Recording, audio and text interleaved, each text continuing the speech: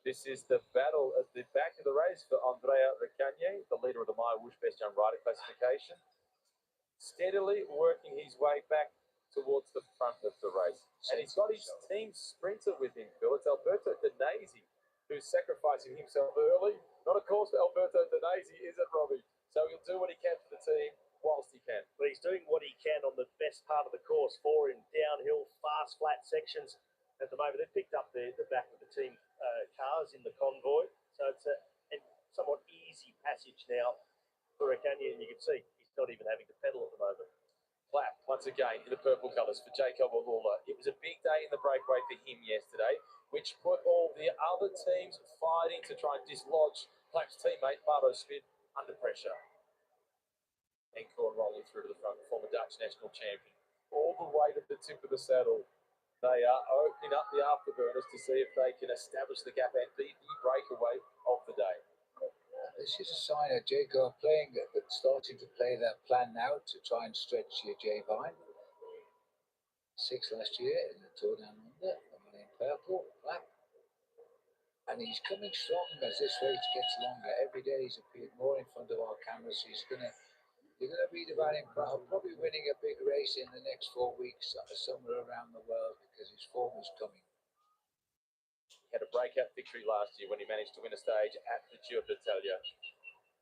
Race radio indicating at the back of the peloton, the white jersey of Recagni has rejoined. So he's back in amongst the main field alongside his big rival, which is Michael Leonard in the flat battle for white.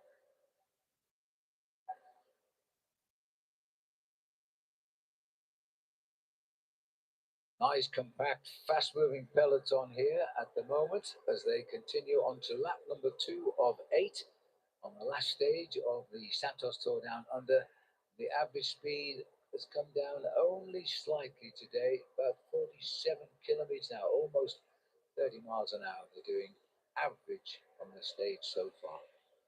And this is the last day, the 6th day of racing. This is when the fatigue has built up, the hot conditions from yesterday. Fantastic to see world-class racing on Australian soil. It is. As you spoke about, accumulated fatigue. The 6th day of racing, stage 5. Of course, the prologue doesn't get a stage number as such, but although that was only 3.5 kilometres, it's still a day of racing, and there's a lot of preparation that goes into it. There's a lot more hours spent on the bike than one would expect for a race of just 3.6K. The physical preparation, the psychological preparation, and because it was late in the day, Robbie, that impacts on when you are able to get to sleep. Yeah, it does too, because you're going absolute maximum, heart rate through the roof, lactic acid. So yeah, it's a big day out that definitely counts. Javier Romo down the left in the white colours for Movistar. Second last year. He's been quiet so far this year. Very quiet. He's not had the same legs. He was very impressive in this race last year, and he did finish in 2nd place, losing, in fact, on the very last sprint of the race up the Wollonga Hill. 6-7, Sam Welsford. He started the race with 6 stage victories in his career. He's now got 7. It's been 8 good Santos Tour Down Under in his new team. It's been a very good Tour Down Under for Sam Welsford. He missed out on stage 1 in Tanunda, got himself caught on the left-hand side, trying to come from a long way back. But the next opportunity in Nan, he got it just right. The Flying Wombat, straight up the middle of the road. He was never getting caught on either side. He went from the front and stayed in the middle. Down there, Ben O'Connor in the move as well, who's had a great Tour de France and great Grand Tours, but he wants to refine himself this season, I think. And he hasn't really been too much in our cameras, but if it gets really tough today, Ben might be our man. And he sits in 11th position overall, so although he's been quiet, he hasn't made any mistakes. Good to see Ethan Vernon, yesterday's stage winner, in the peloton as well.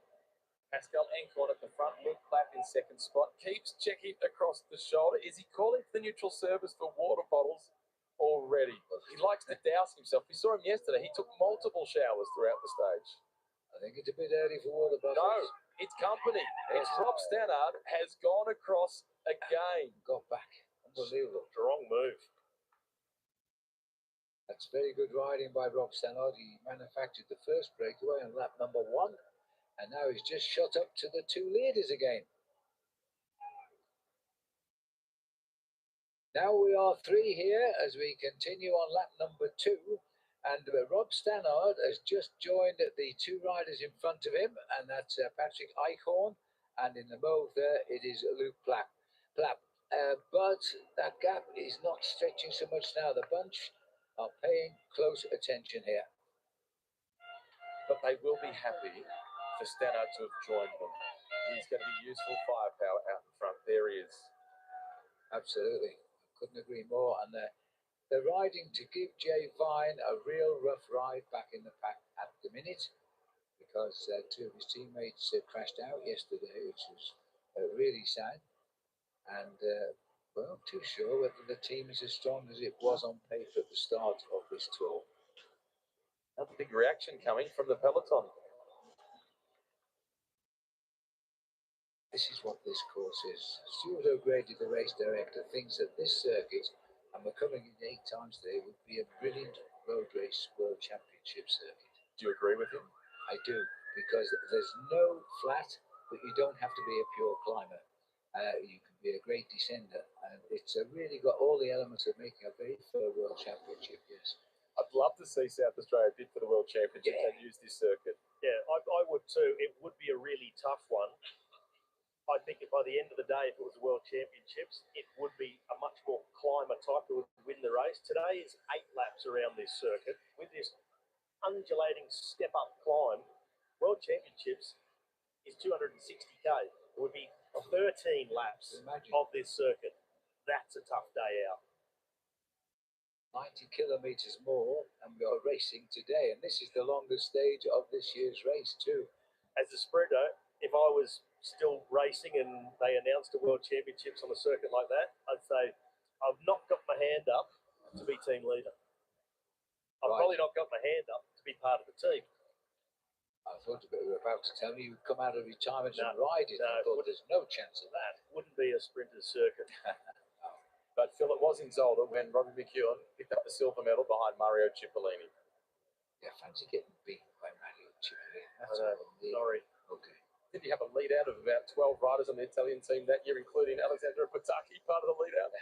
Yeah, I think the official team was only 8, but I think, there were around 12 or 14 of them, teammates from representing other nations. But apart from that, he was fast. He was fast. So was Lawrence Pithy yesterday. 3rd place for Pithy yesterday. The rider at the back of the group. Cipollini was a pure sprinter. Never finished the Tour de France because he couldn't climb the Pyrenees or the Alps. He just went up. Reaction coming from Picnic Postanel, and this looks like it's the young Frenchman, Henri Francois Renard Aquin, who is trying to go across. Indeed it is. It's the first time we've really seen him at the front of the race, Phil. First time I've seen his name on the screen all week, but clearly finding his legs on this circuit today. Finishing feeling strong, which is what the professional riders want to do as they finish this opening World Tour race here in Australia, and they start their journey around the world back home eventually to race the season through to October. They want to come out of this race feeling strong and not fatigued. Gap still hovering, just 22 seconds. Keep your eyes out for the kangaroos. We spotted a few in the hills this last couple of days. Bounce the way. The last thing we want, of course, is to bounce across the race. There's a bit of shouting and talking going on in that leading group here. Clappy can be a bit loquacious, and he's willing to work. He's coming through the last couple of days right in front of our cameras, and we rode extremely well again yesterday. 6th in this race last year and climbing steadily up the overall in these last couple of days. I just had to look that up, Phil. Loquacious. You just looked it up? Yep. Tending to talk a great deal. Yeah, just like you. I was just checking. You could be loquacious. Yeah, I can. I was amazed you were able to spell the word. I can spell it. I, to be honest, hadn't heard it before. Very eloquent of you. See, the Brits still can teach the Aussies a word. Yeah, absolutely.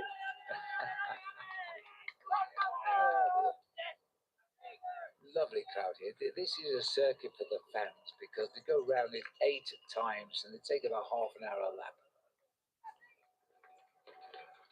This is an official feed station for them. Team support on the right, spectators on the left. The crowd favourite from the breakaway. Go Plappy. Yes, Plappy. They're happy to see him out there. As you all know around the world, you may not know, the Australians have this habit of giving everyone nicknames. So it's Plappy. What do they call you, Rob? Robbie. Okay. Well, I know they call an ambulance Ambo. What other things can you manage to? Yeah, the Ambos, the Fireys. Yeah, The Fireys for the firefighters. Sandwich and Sanger. Sanger. Yep. Sanger for a sandwich. Yeah. If you kick a goal, it's a sausage roll. Rhyming slang? Yeah. You got dressed up the other night in your bag of fruit. Oh, thank you very much. In England, we call it a whistle and flute. Suit. That's London slang. The Brits are very good at rhyming slang, though. Well, Bill, London, please. it's a whole different language. Yes, I've seen a real Cockney in London turn a waitress inside out just asking for a beer. Yeah. Anyway, there'll be a few asking for a refreshing drink at the end of today. It's another warm one out there. 33 degrees forecast top. Yeah. It's always a little bit cooler up here in Stirling, up in the Adelaide Hills, which is always nice. Plenty of shade for the spectators too. There are thousands out here today around the circuit. It's a grandstand stage. Yeah. At the back of the race, these two riders both find themselves inside the top 10 overall. Number 161, that is Andreas Kron. He's in 5th position overall. And his teammate, Anton Chaming, in fact, in 8th position in the general classification. Looks like Andreas Kron has almost doubled his own body weight with the amount of ice bags, stockings he's got shoved down his jersey. Yeah, wait till you all know us. Oh. They've had a good race. They lead the King of the Mountains classification. They've been in the breakaway almost every single stage. Today's the only one they're missing. And they've got 2 riders inside the top 10. And this may not yet be the break of the day. It's got a minute. It's looking okay. There's no movement for the moment from the peloton. But this circuit lends itself to plenty of more counter-attacking.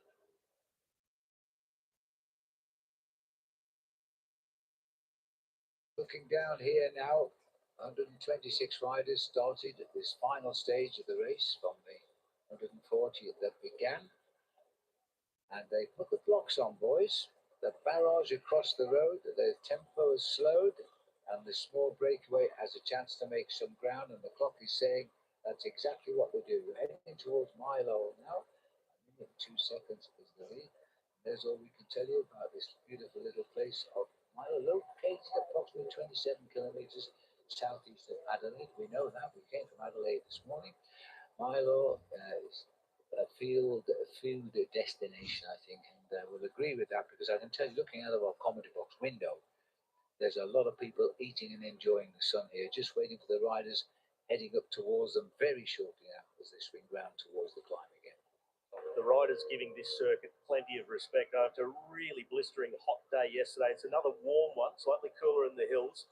But this circuit, it really wears you down. And we saw the damage done on stage 2 to Uradla with a double ascent of the corkscrew.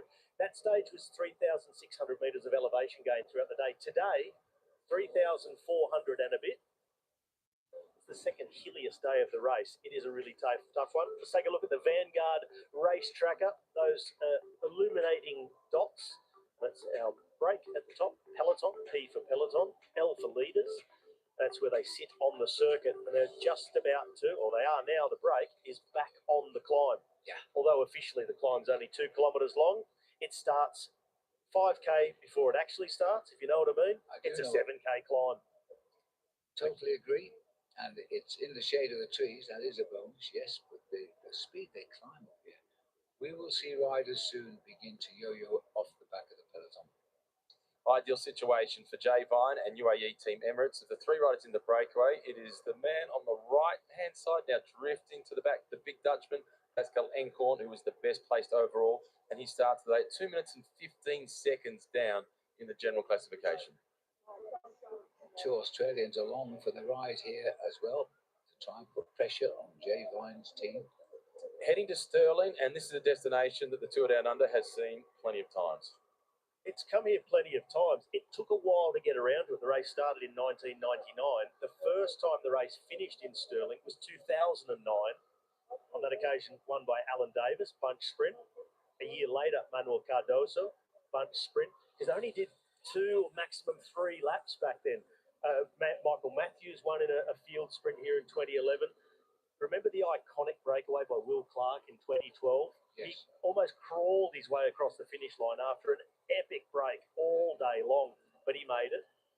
Tom Yeltsin won here in 2013, went on to win the race overall. Yep. Diego Ulissi in 14, won Jose Lobato in a sprint in 2015. Jay McCarthy, the Australian, has won here. Caleb Ewan has won here twice in 2018 and 2020. All sprint finishes, quite large bunches that were left over, but never have they completed so many laps around this circuit. I think that's really going to be telling, and we're going to get a different type of rider who wins today. And when you look at the women's winners in Stirling, Grace Brown collected her first ever stage victory here. That was in 2019. Cicely Ludwig was the winner here in 2024, a stage winner at the Tour de France. And it was Chloe Digan here last year, a dual world champion in the individual time trial. It's a beautiful part of the world. They're in amongst the Adelaide Hills. It's just 20 minutes from the heart of the Adelaide city, and it's a chance to discover the charming villages. They're bathed in the dapple light that we're able to see, surrounded by dense forests and reserves. It is a spectacular spot. Bring the family as well. You can go strawberry picking, plenty of activities to be able to enjoy lovely scenery, food.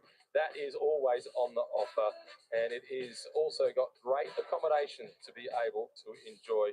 So you can stay here whilst we've been within striking distance of the CBD, and it's still a short drive then to get back down to Henley Beach and go for a swim. Well, it's absolutely true. This race, which came, has brought the people not just from interstate right over this wonderful continent, but also from around the world. Many Americans finding the Tour Down Under every year now. Some of the American riders have even come over here with their parents, etc., to enjoy the race. It's so easy to follow, and you can see it every day without going too far away from the centre of the city of Adelaide. And it's the most cycling-friendly city. If you're cyclists, I think, in Australia, frankly, ride everywhere. I'll agree with that. Would you? I'll agree with that. Yeah. Mika Kwiatkowski, the world champion on domestic duties, world champion from 2014, and he's one of the greatest domestics of all time.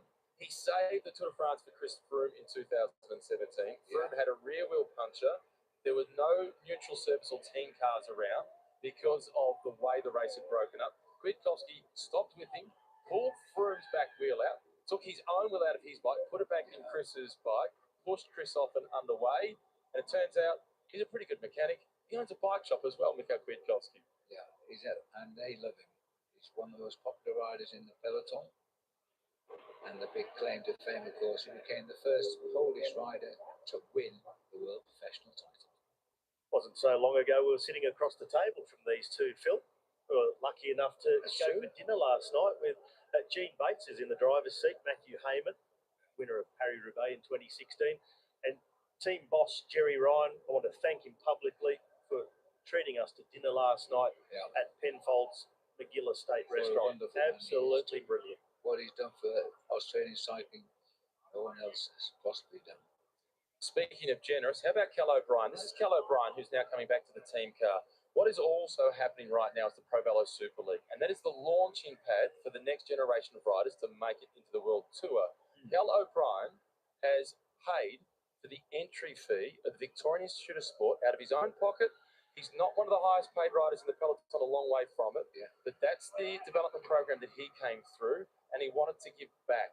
He wasn't asked to do it, he volunteered to do it. Cal O'Brien is paying out of his own pocket for the next generation of riders from his home region. That's the most gracious thing, and I'm not going to embarrass him, but it was $10,000, which is incredible, 5,000 English pounds.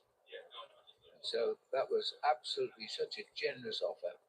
He's a late comer into the pro ranks. He's a very strong rider. He's a champion in his own right on the track as well. But boy, that says so much for the quality of the man. And let's have a look at the team now, which Keller is part of at the moment. It is a team that has second place in the general classification with Mardo Smith. They've got Luke Plapp in the breakaway, Ben O'Connor, who is in 11th position in the general classification, Luke Durbridge, captain on the road, Rudy Porter and Hamish McKenzie. Don't worry about them in the results sheet. They do all the work early on. And Cal O'Brien, we've spoken about him. He's also Olympic Games gold medalist on the track in the team pursuit. But it's Mardo Smith that they're hoping can maybe challenge Jay Vine. He's 1 minute and 3 seconds behind.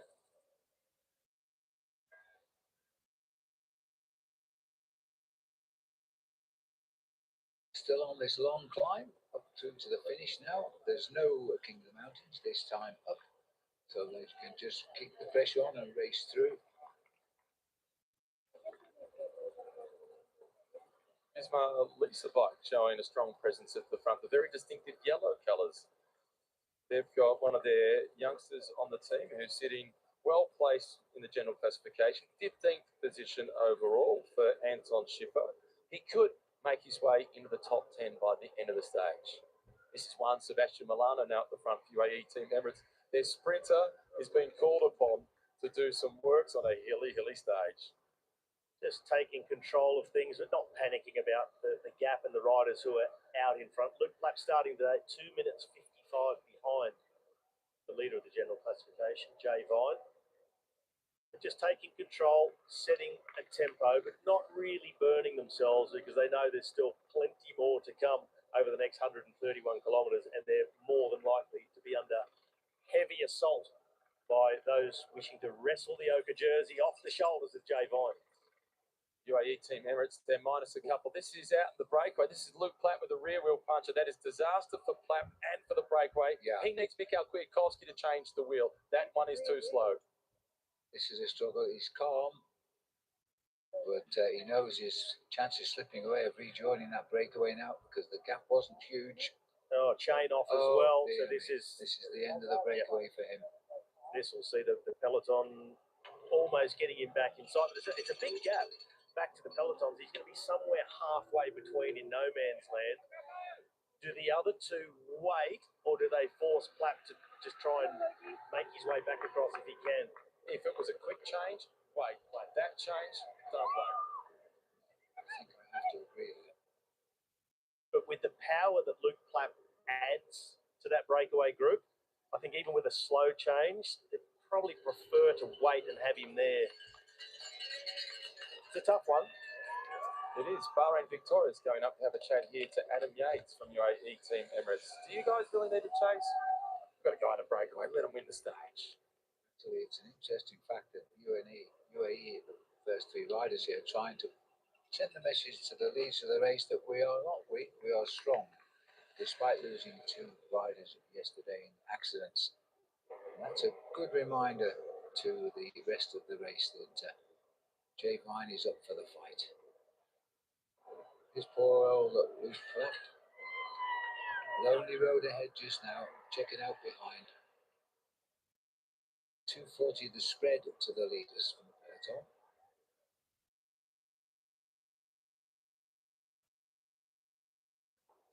Oh, the team car's up alongside him.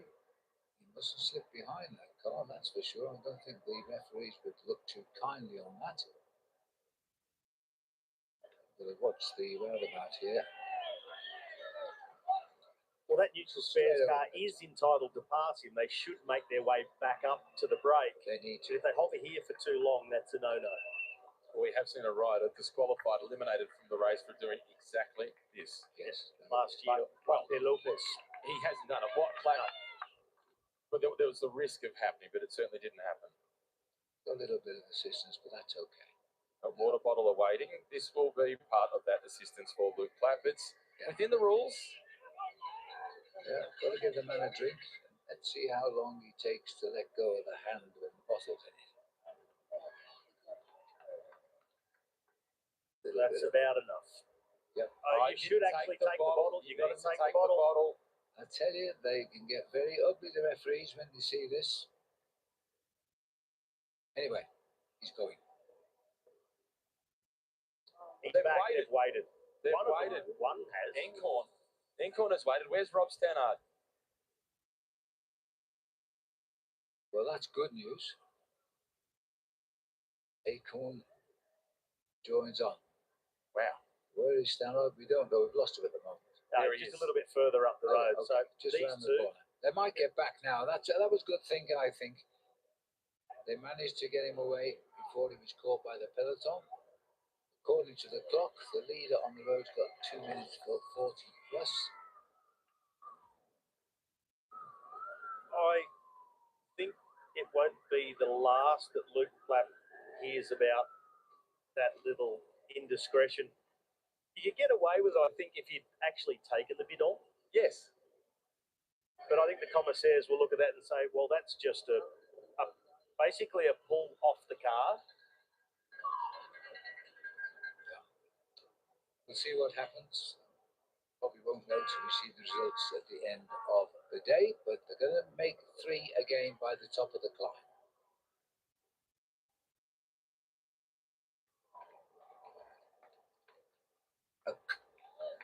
A coming together of the 3 leaders. Luke Plapp in the purple here had a problem with his back wheel, a slow change, a little bit of a suspicious riding near the car, but Acorn, who's in the back at the moment, but did wait for him, joined up with him, and together they are racing back up to Rob Stannard up the road.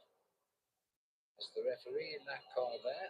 Just throw a little look to the side from Luke Plapp. Maybe there was a quick word out of the window to say, just be careful with your actions within the race, and maybe a warning is going to be sufficient.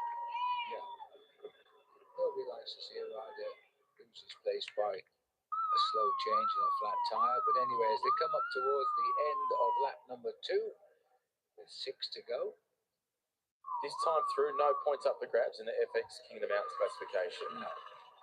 So it was a rear wheel puncher for Luke Plapp. It took a while for the change to happen. Pascal Encorn decided we're better with 3, so he waited. Rob Stannard maintained his tempo. They're all back together again. Out to 2 minutes and 43 seconds their advantage. So number 122, Pascal Encorn, is the virtual race leader on the road. I'm quite surprised that the gap has been maintained at around 240 with the amount of time that Luke Plapp lost with that puncture, and then he's ridden back across the gap. The others waited as well. Just wait for confirmation of that gap and just see where we come out in a couple of moments' time, because I can't believe they haven't lost at least 30 seconds. We'll see. That's the beauty of a start-finish line of doing laps. You get an absolute time check. Yeah. So 3 kilometres before they go through the first of 2 zip track intermediate sprints. East field for the intermediate sprint. This is the feeding station and all the crowd both sides of the road here to watch the snatch. Well, always a tricky moment of the race for the riders as well. You see all the soigneurs, they're all rubbernecking, trying to get a glimpse of where their riders are, where they're going to have to hand their bottles off to. But they encroach onto the road, and there is regulations coming a couple of seasons ago about how far out on the road they're allowed to be, because it becomes a real pinch point, and we often see little crashes, touches of wheels and tangles going through a feed zone. For a rider that is in the peloton in the breakaway, how important is having a distinctive team kit? There's lots of team kits out there that are a bluish colour or a reddish colour, but the Jayco Alula team, they are a very distinctive purple colour. Does that make it much easier when you're going through a feed zone? It certainly makes it easier for the soigneurs to hand off if you've got really distinctive colours. I think probably the easiest one in the peloton is Visma Lisa bike. They just stand out in that bright yellow. Heathfield for the intermediate sprint, not too far from the high school on the tennis courts. 45 kilometres having been covered by the time they get there. And the race for the zip track blue jersey classification, the points classification, that is being led by Tobias Lund Andersen. He has a 20-point buffer on Sam Welsford. And this is the peloton climbing the hill. It's got to be certain that looks pretty much accurate, or it's even bigger. I must say, there's no pressure going on from the peloton here. The yellow jerseys of Visma Lisa bike there. Let's see if we can see a clocking around the stands. as we come through, because I reckon it might be over 3 minutes.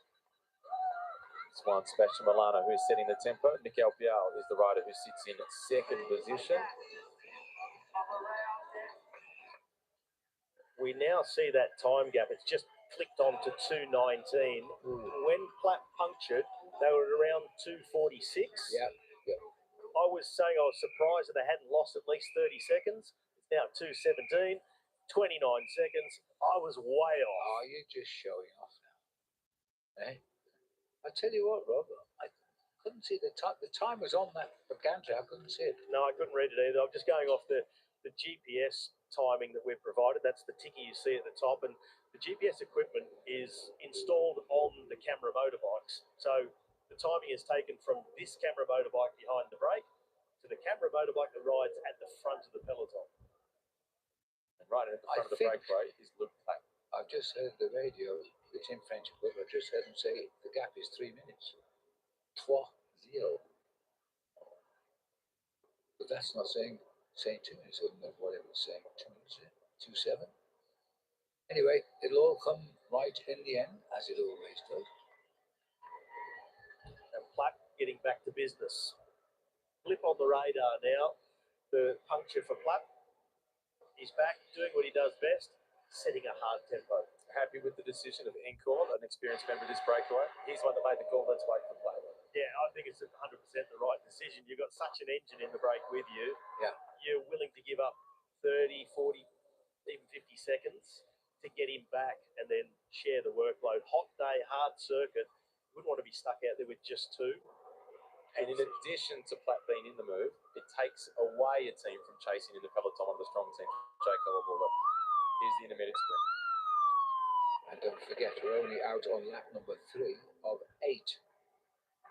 It looks like Pascal laps. Inkhorn, who's going to come through and take the zip track intermediate sprint. He does just that with a strong turn. Rob Stannard through there in second place with a 2-second bonus, and Luke Platt in the third wheel picking up 1 second. Brings him to 2:54 down on the ochre jersey of Jay Vine. But Inkhorn, he creeps 3 seconds closer to 2:12. Still no big threat. So a virtual race leader by 1 second. You've got it, Pascal.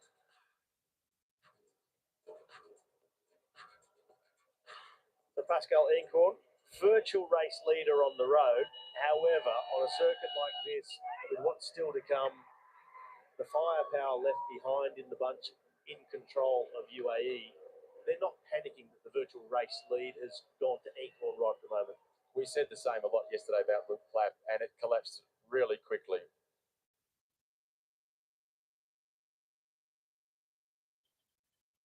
Oh, we are hearing now that through the finishing banner, the gap was just 2 minutes 10 seconds.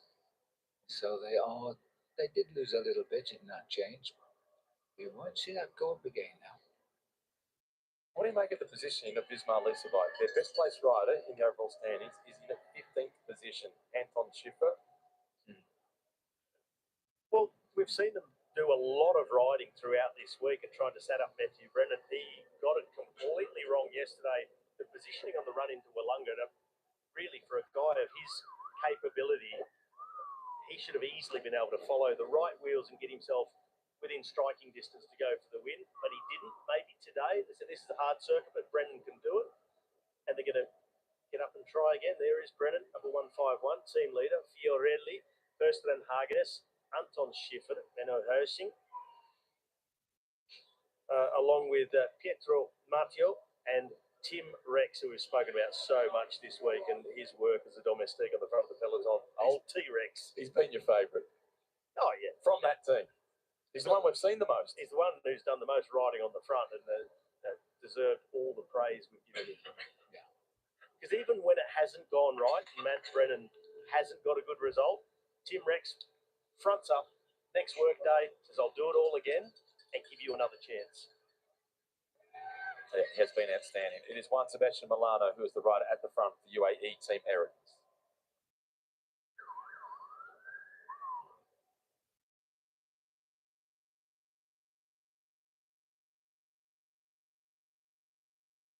tries to take on plenty of those gels. This is a look back here. The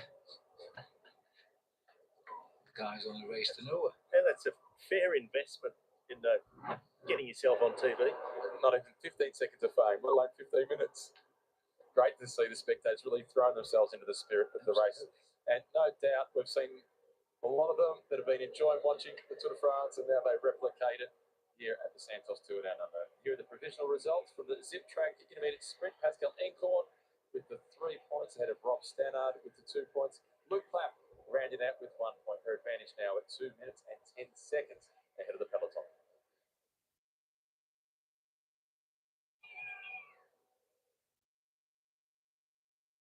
Well, they were 2:10 when they went through the finish, and they're sitting at 2:10 right now. So they've got the measure once again of the breakaway, with the number of undulations every lap.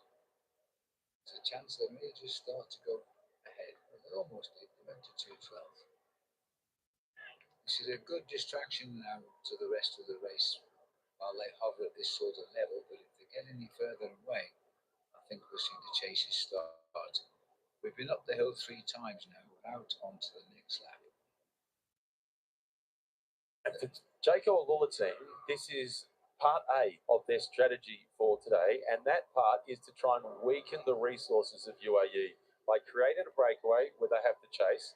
Yes, they're only sacrificing 1 rider at the moment, but they're already depleted with 2 non-finishers yesterday, given we saw Jonathan Narvaez and Vegat Langen taken out of the race due to crashes.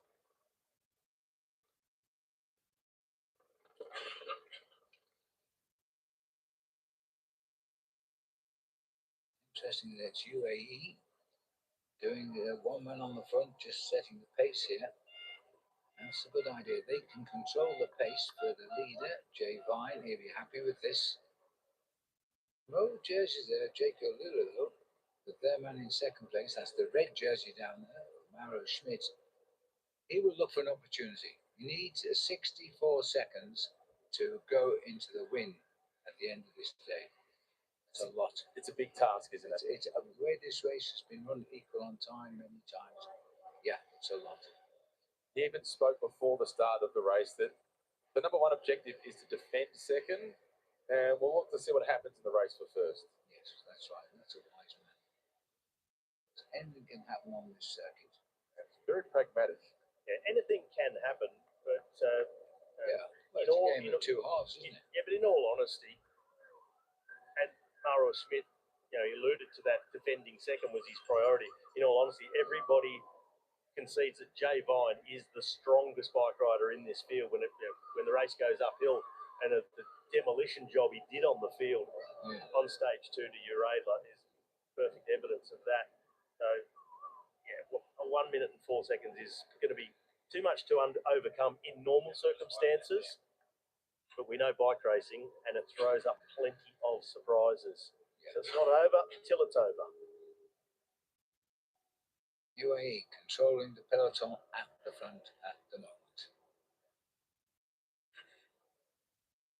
Because this bites at the legs, this circuit, and they're on the 3rd lap here just now, and the gap holding at 2 minutes plus. 2 minutes, 10 seconds, just clicked in on the clock there. Bisma in the yellow. Here, Jaco Alula in the mauve. 1 lone man from UAE tapping out the rhythm on the front.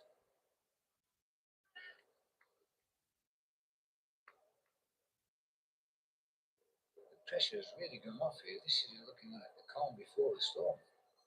And looking incredibly relaxed at the back of the peloton. Yes. Jensen Plowright, number 11 at the back, having a chat with Tim Tuitenberg. 2 of the sprinters, 2 of the fast finishers at the back. It is a simple day of survival for those 2 guys. Yeah, survival and finishing the race, because to be honest, this circuit, the expectation is with this many laps, this many times up the climb, it's going to be too much for the pure sprinters.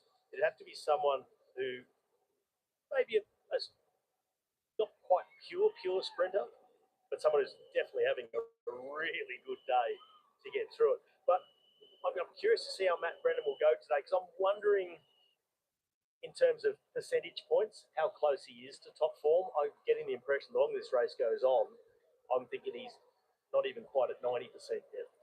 He was my big question. I was going to put that to you. Given we're seeing a lot of Visma Leasebike at the front, their best placed rider, 15th position overall. The Visma Leasebike, to get a rider into the top 10, this is a team that has won the Tour de France twice in the last few years. So what? But to get Matthew Brennan up to win the stage, yeah, now we're interested. On stage one, day two of the race, stage one in Tanunda, he flew home into second place, came up just short. And I thought, okay, he's here in really good form. But as the race has gone on, the results have gotten worse. He got himself out of position, not been able to rectify the situation. And then particularly yesterday, I thought it was going to be a lot easier for him to ride himself into a good spot to challenge for the win, and he didn't. Maybe he can still turn around today because, let's face it, he is a massive talent. 14 victories last year in his rookie season as a World Tour pro. That very, very few achieve numbers like that. And there he is, and as fast as he is, in my mind, because of what you've spoken about on his strength, I do not classify Matt Brennan as a sprinter. He's got more weapons than that. Yeah, he's way more versatile. He's capable of winning on really varied terrain. Well, I've enjoyed listening to you two guys say he's going to win every day, and he hasn't won. But sooner or later, he might be proved right. Well, here you go. I'll do him a favour. Go on. He won't win today. There you go. Now he probably will. Yeah. No, I mean, the reverse curse. He's going to become a star, that's for sure. After the season has gone, it's a word I don't like, but one of the most winningest riders of the season. It's an American term, I believe. Yeah.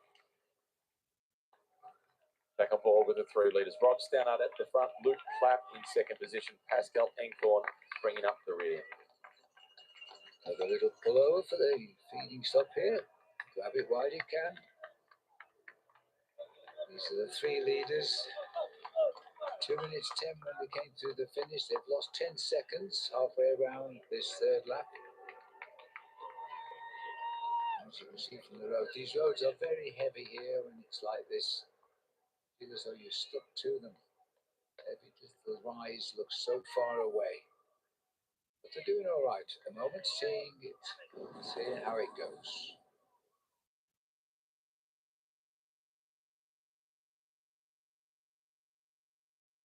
Still the parched fields here in the Adelaide Hills. The riders doing their circuit of Stirling today, 8 in all on a very difficult circuit.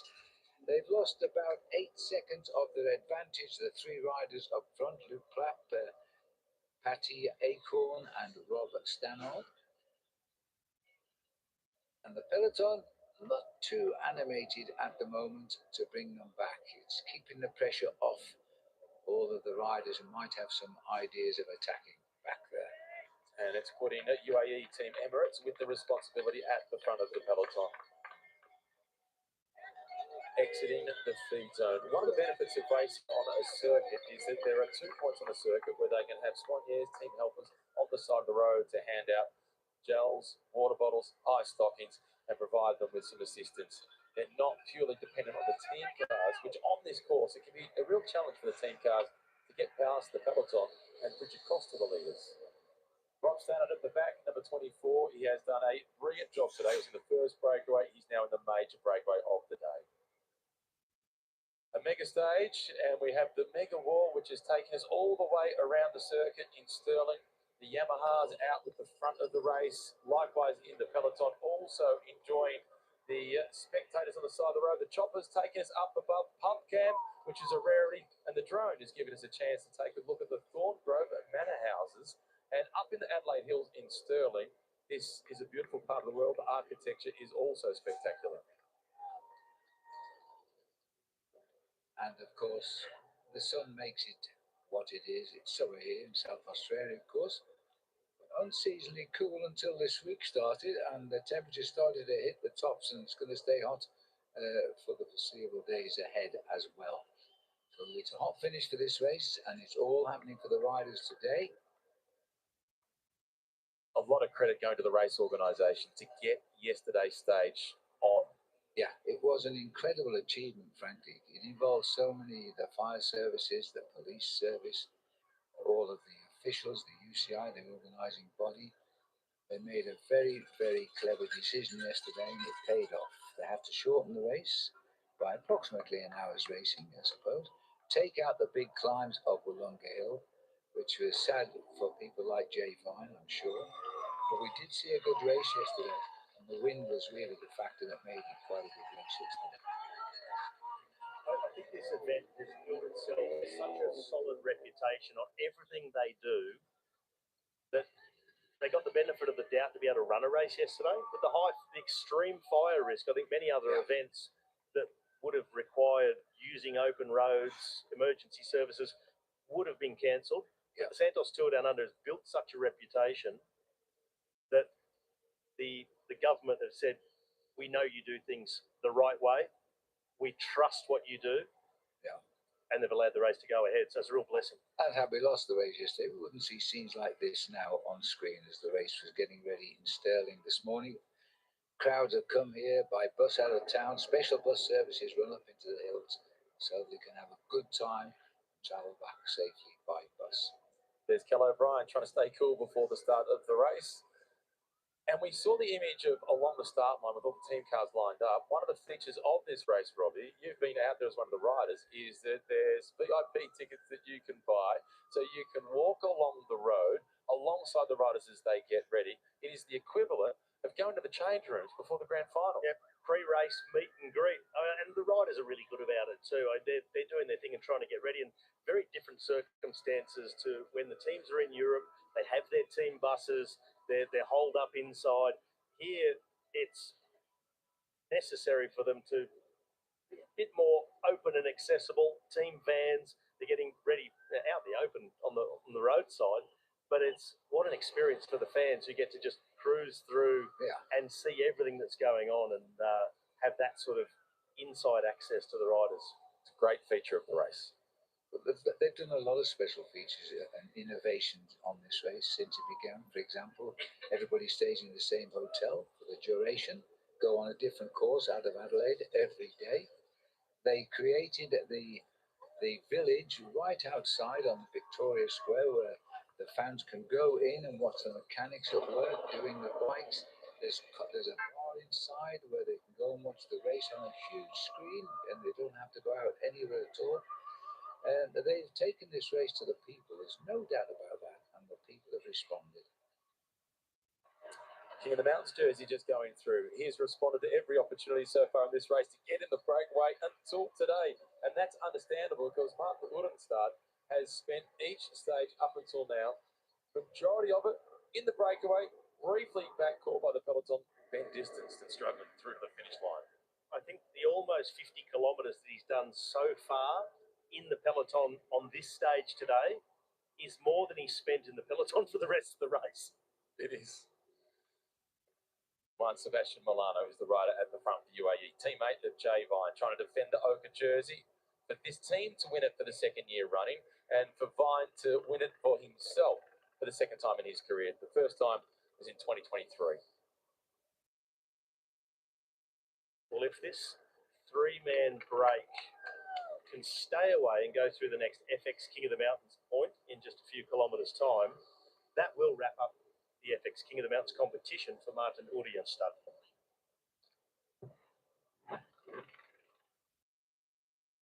This is the left turn as they start the climb again.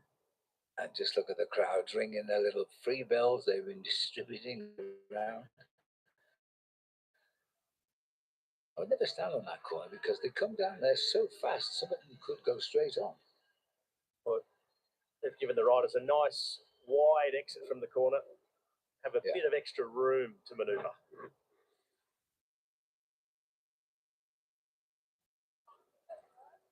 So we're dashing towards the start of the climb up to the finishing line now. Doing a great job, Juan Sebastian Milano. He's kept it stable. The gap has not grown at all since he's been on the front. 2 minutes and 11 seconds at the moment and just holding with the tempo that he's riding. Also, the three riders out the front, they've settled into a tempo, and you've really got to see how much the peloton will give you in a stage this long, because you can't just go out and try and ride flat out all the way. The stage is too long for that, so you've got to You've got to pick a level of effort. Like, okay, this is what we can maintain for the first 2 hours, 2.5 hours. From then on, we can ramp it up. You're really at the mercy of the peloton and what they will let you have. That's a strong piece of riding, and Jay Vine will thank him for it because he's controlling the whole peloton here. By doing this, he's keeping Vine safe in that ochre jersey as the kilometres tick off. And Milano is sparing his own teammates, taking on a lot of work. He'll do as long as possible this tempo riding and holding the others up their sleeve when things get really serious and the attacks start. And Robbie, the other riders from UAE Team Emirates, they're not at the front. They're further into the belly of the peloton. More shelter, just more effective that slipstream. The further back you sit, the greater the slipstream effect. There's not as much when you're going uphill, but they're just sitting back, relaxing. They're just making sure they're going to be ready for the finale of this stage when things are more than likely to get really hot, both in terms of temperature and more so pace. Yes, and we can also see the black colours of Tudor Pro Cycling. They've got Marco Brenner sitting in 4th position overall, and he's a real chance to work his way up onto the podium today. He needs to make up just 2 seconds on the Australian Harry Sweeney to go from not on the podium to on the podium, and that's a big difference. It is a big difference. We spoke about that yesterday after the unfortunate crash of Jonathan Narvaez, who had been sitting in 2nd overall. That elevated Harry Sweeney into a podium position in 3rd. But there's a big difference going from 4th to 3rd and being a part of that final podium. Here is the standings of the Santos Tour Down Under going into today. Jay Vine in the ochre jersey, Mauro Schmidt at 1 minute and 3 seconds. Harry Sweeney at 1:12. Just 2 seconds behind him is Brenner, and a further 2 seconds further back is Andreas Kron. And in fact, we could see plenty of shuffling between places 2nd to 14th with just a 20-second gap.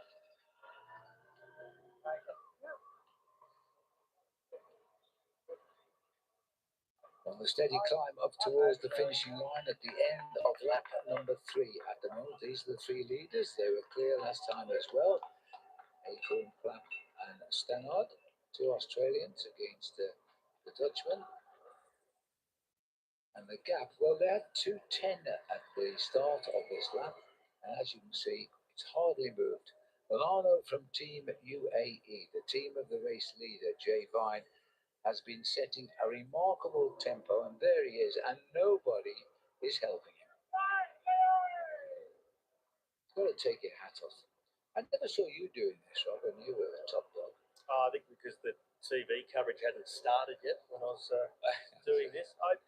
It was rare that I was required to do something like this in my career. I have done it in the early days when I had to, and in fact, on and around the front for Cadel Evans in the Tour de France when he had the yellow jersey. How many stages did you win in this race? 12. How many stages did you win in the Tour of Italy? 12. And how many stages did you win in the Tour de France? 12. Good heavens. Well, that's why they wouldn't let you waste your energy on What number comes after that? I'm not sure. I think that's why. Well, there's no number after 12, mate. No.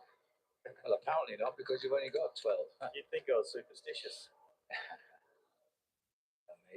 Amazing career, Robert McEwen alongside me now. I think a pretty good commentator. Oh, thank you, Phil. I'm not saying it after. I'm not saying tomorrow. Stop hugging me, Robbie. Stop hugging me. The producer will be watching.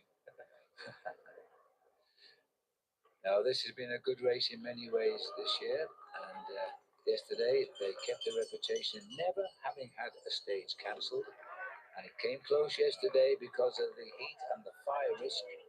Now, there's a chat here.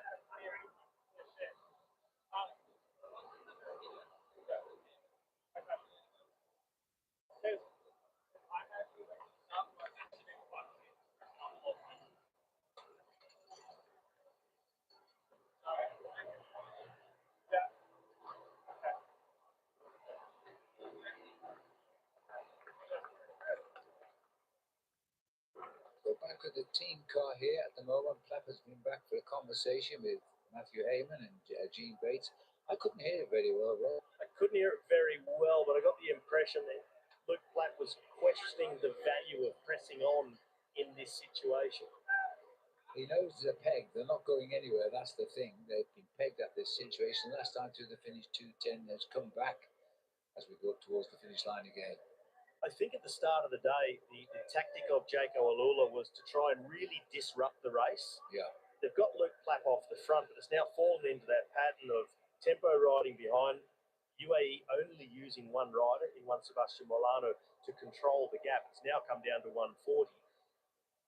This is not disrupting the race. I think if they want to execute a plan of unseating Jay Vine, the race needs a reset, or they just need to commit to really throwing the cat amongst the pigeons and having other riders attack and try and cross the gap, really get a counter-attack going and blow the race up. Yeah, they've got to hit out and make the peloton race and make Jay Vine react. On the upside, there's still 109 kilometres to go, so there's still plenty of kilometres left to come up with a new plan and try and do it as they ride through Aldgate since 1859. And they've been jumping that roundabout since 2009. First time the race finished here in because Stirling. it wasn't built in 1859. I don't think they had roundabouts back then. I don't think they didn't need them, did they? Had no cars. Well, up the road now is the King of the Mountains, the FX King of the Mountains, and if it all goes the way it looks like it's going to go, then we'll have our FX King of the Mountains winner in Uringstad, who's back in the bunch and has too many points now after the points we're about to have. So these three riders, they'll be unconcerned about the FX King of the Mountains points on offer. They'll just keep rolling through, riding tempo with each other. But as we just saw from Luke Platt back at the team car with Matthew Heyman and Gene Bates, just working out what is the best plan of action from this point. The gap had been out at 2 minutes 45. It is now dropped to under 140. Yeah. We may be edging towards a resetting of the race, because this is not turning out to be the chaotic stage I think they were hoping for. Take a look at the map of the FX King of the Mountains climb. It's listed as being 2 kilometres long, but the actual climb itself from all the way down in Mylor is over 7 kilometres. The steepest pinch comes just before the finish line, 11%. These couple of kickers up towards the line, it's like 2 big steps. By the end of this stage, they'll feel more like walls than steps. Absolutely. I think the riders also shown great respect to this course today. It's 8 times up this climb. It's going to be pretty hot by the time they come to the finishing line. And I don't think they're up for the fight just at the moment. No, I think we may see some sort of surrender and then trying to reset the race and get more attacks going. Yep. This is the undulation map, the profile of this stage. You see that flashing L for leaders, just obscured slightly the flashing P of peloton, and just separated by over a minute and a half. 8 laps of this circuit over 168 kilometres. It is a really tough day out. Around 3,500 metres of elevation gain across the stage. It's the second hilliest stage in the race. Yeah. Only about 150 metres elevation gain less than stage 2 to Uradla, which completely blew the race to smithereens. Yeah, you can see it as they climb up here now. They look a little bit as though they're labouring here. This is that really steep section. This is the 11% piece on the run up to the line. They're within the outskirts of Stirling, only a few hundred metres from the centre of town, but this is the toughest kicker on the way in. The gradient eases off slightly, you can gain some momentum, and then it rises again through the finish line. Pascal Einkorn is the rider on the front. Tap in the middle. The other rider is Rob Stannard. There's our Valiant camera team there. John Tinetti on the back of that, I think, at the moment. He's covered a few Tours de France. John Tinetti comes from Perth. They're the bravest one. They're the main. Oh, no, it looks like, maybe it's Honey. Can't tell when she's got the crash helmet on. Honey, I want to give her a due because she's one of the best cameramen in the world. She doesn't just do cycling, she does a lot of Australian super sports as well. Her dad was in the business, and Honey, I've known her since she was 11 years old. She's about 12 now, I'm joking. But she is a magic photographer, and she's up amongst it. The riders know her so well. The riders like to know who's on the cameras because those bikes have to know where to put themselves not to spoil the race, especially in windy, wet conditions. And you earn your respect with the riders around the world, and Honey's right on the top of the respect list. She always gets the shot, our Honey. You've also got to be pretty brave behind the back of one of those motorbikes, standing there, looking down the viewfinder of the camera on your shoulder. Yes, and they're looking in black and white as well. Well, we talk about how the riders are brave, flying down the descents. Well, hats off to the moto riders and particularly the camera operators for being there, right there with them. No way would you catch me there, and I've never heard Honey make any complaints at all. There we are, we just gone over the top, nothing happening here. Oh, have we just gone over the top? Yeah, here's the feeding station. We made the left turn now. There we've seen it, Plapp, Stannard and Inkhorn, none of them interested, but what it does mean now is we have the FX King of the Mountains decided, but of course, Stad, a worthy winner, absolutely. He's got to finish the race though to claim the first prize. And there he is. There he is on the front. He's just going to wrap up the last of the points for the first four riders across the line. And nobody's going to challenge him. And that's a victory for him here. He takes just in case, just make sure, get a good look at him. He is the FX King of the Mountains 2026. And he's been the man of the first 4 days of racing. He was never in the peloton. He was always in the front. That's a fitting tribute.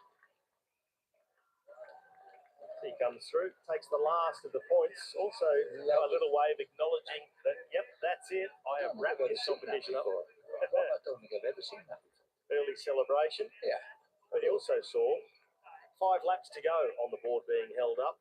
So 5 laps of 21 kilometres to go. 5 more times up the climb. Yeah, out onto lap number 4. So there we are, there's the KOM, and the man we've seen just in our picture there has got too many points now to be caught by anybody. He's still going to go to the finish, of course, otherwise he won't be taking home that green winner's jersey for FX. Strong teeth there. Weight of those bottles in there. Well, when you consider there's 2 full bottles in there, plus a bit more food and gels, etc. Those bags weigh up around, say, getting towards 2 kilo, just over. I don't know if they've got a dental plan at Uno X Mobility. Yeah, that's true. But when you're trying to steer your bike around the circuit, you've got to use everything available to you, both your hands and your teeth. Get themselves organised, get more nutrition on board, and prepare for the next 100 kilometres. We're in that sort of steady state holding pattern of the race at the moment. Yeah. And it still seems like the break is not really trying to push itself further away, just riding tempo and see what the peloton will allow. And just going back to that moment of a little while ago of Luke Plapp chatting to the team car and questioning, is it worth pressing on? How hard should we try and ride against the peloton? And is it worth trying to reset the race? And then try and cause absolute chaos?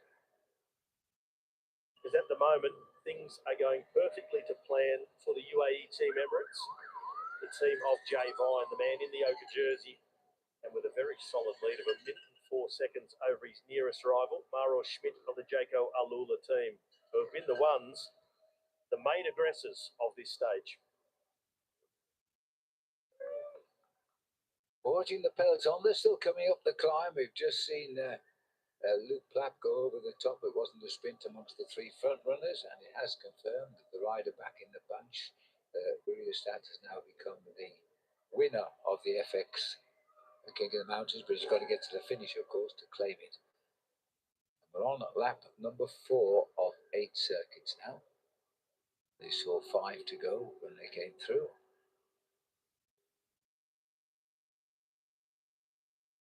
Still, this man, Milano, who's setting the pace at the front. Milano, it's just casually riding, but look at the gap. It's still at 136. They've still got to come through. That's down on the previous lap. It was 210 when they came through, but they're not quite there yet.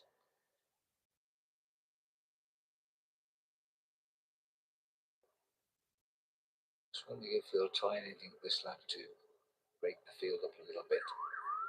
There's still a lot of prizes to be won, and just a few seconds separating many of the riders. So a good ride over the last couple of laps, and they could climb up the overall standings at the finish.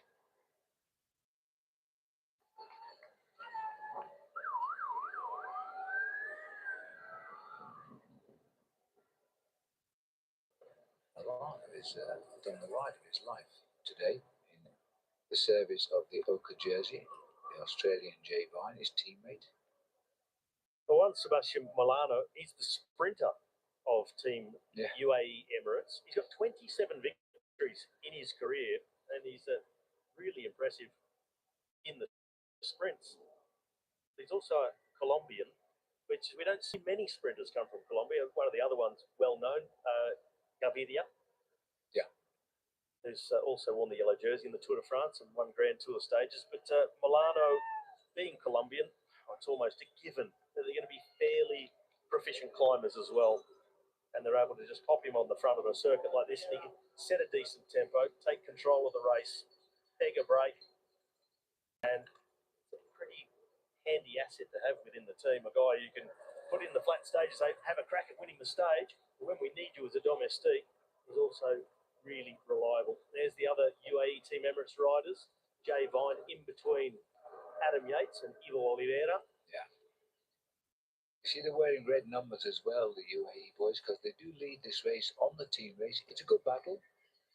It's the team race is created by adding the times of the first 3 rides of each team across the line together, and then it works the same way as the overall classification.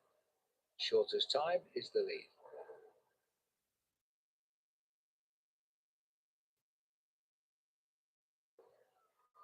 Well, they're still grinding their way through the peloton. It was 210 last time. We're sitting on what looks to be about 140 this time. We're going out on the 4th lap of 8. So that makes it 5 laps to go to the finish. And they're going to have to decide what they're going to do about this breakaway. They're hovering, but they're not closing it down. Milano here has been the pacemaker since we started this lap a lap ago. And he's got the tempo of the leaders, and he's doing a sterling job of keeping his leader, Jay Vine, in a good strike position. Jay's happy to do this all day long. If nobody attacks him, that's what he will do. This is at the back of the race here. Riders dropping out, maybe asking for drinks from the team cars.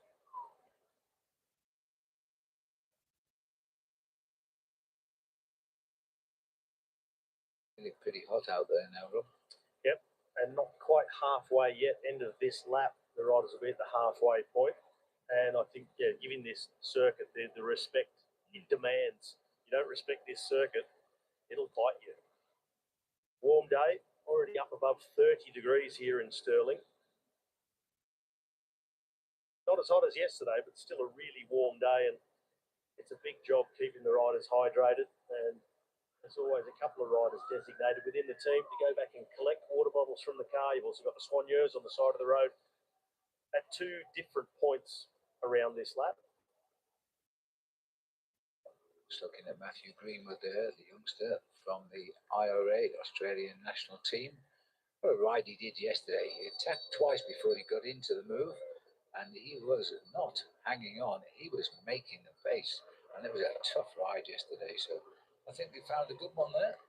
We've got a counter-attack by one of the riders from Movistar. This is a nice surprise. It is a nice surprise, I agree. Well, we talked about the need for the race to be reset if there's going to be that sort of chaos caused that could put Jay Vine under pressure. The Movistar, and maybe the words come from our mate Matthew White, who's now Director Sportive at the Movistar team, to get things kicked off again. Just wondering if it might be a Rummel man who lost the lead on the very last sprint of the race last year. Well, it's the number 93, Pavel Novak from the Czech Republic. Answer that question. So even if the command came in Spanish, he's understood it. He knows the assignment. Get things started, counter-attack, see if you can pull another group away. Best placed on GC amongst his Movistar team is the man who finished second in this race last year, Javier Romo. He sits in 12th at 1 minute and 28 down on Jay Vine. And then Jefferson Alvaro Cepeda. There's two Jefferson Cepedas in the race. The one from Movistar is in 14th place at 1.5 minutes down on GC. He's moving quite well. Can he get across that gap?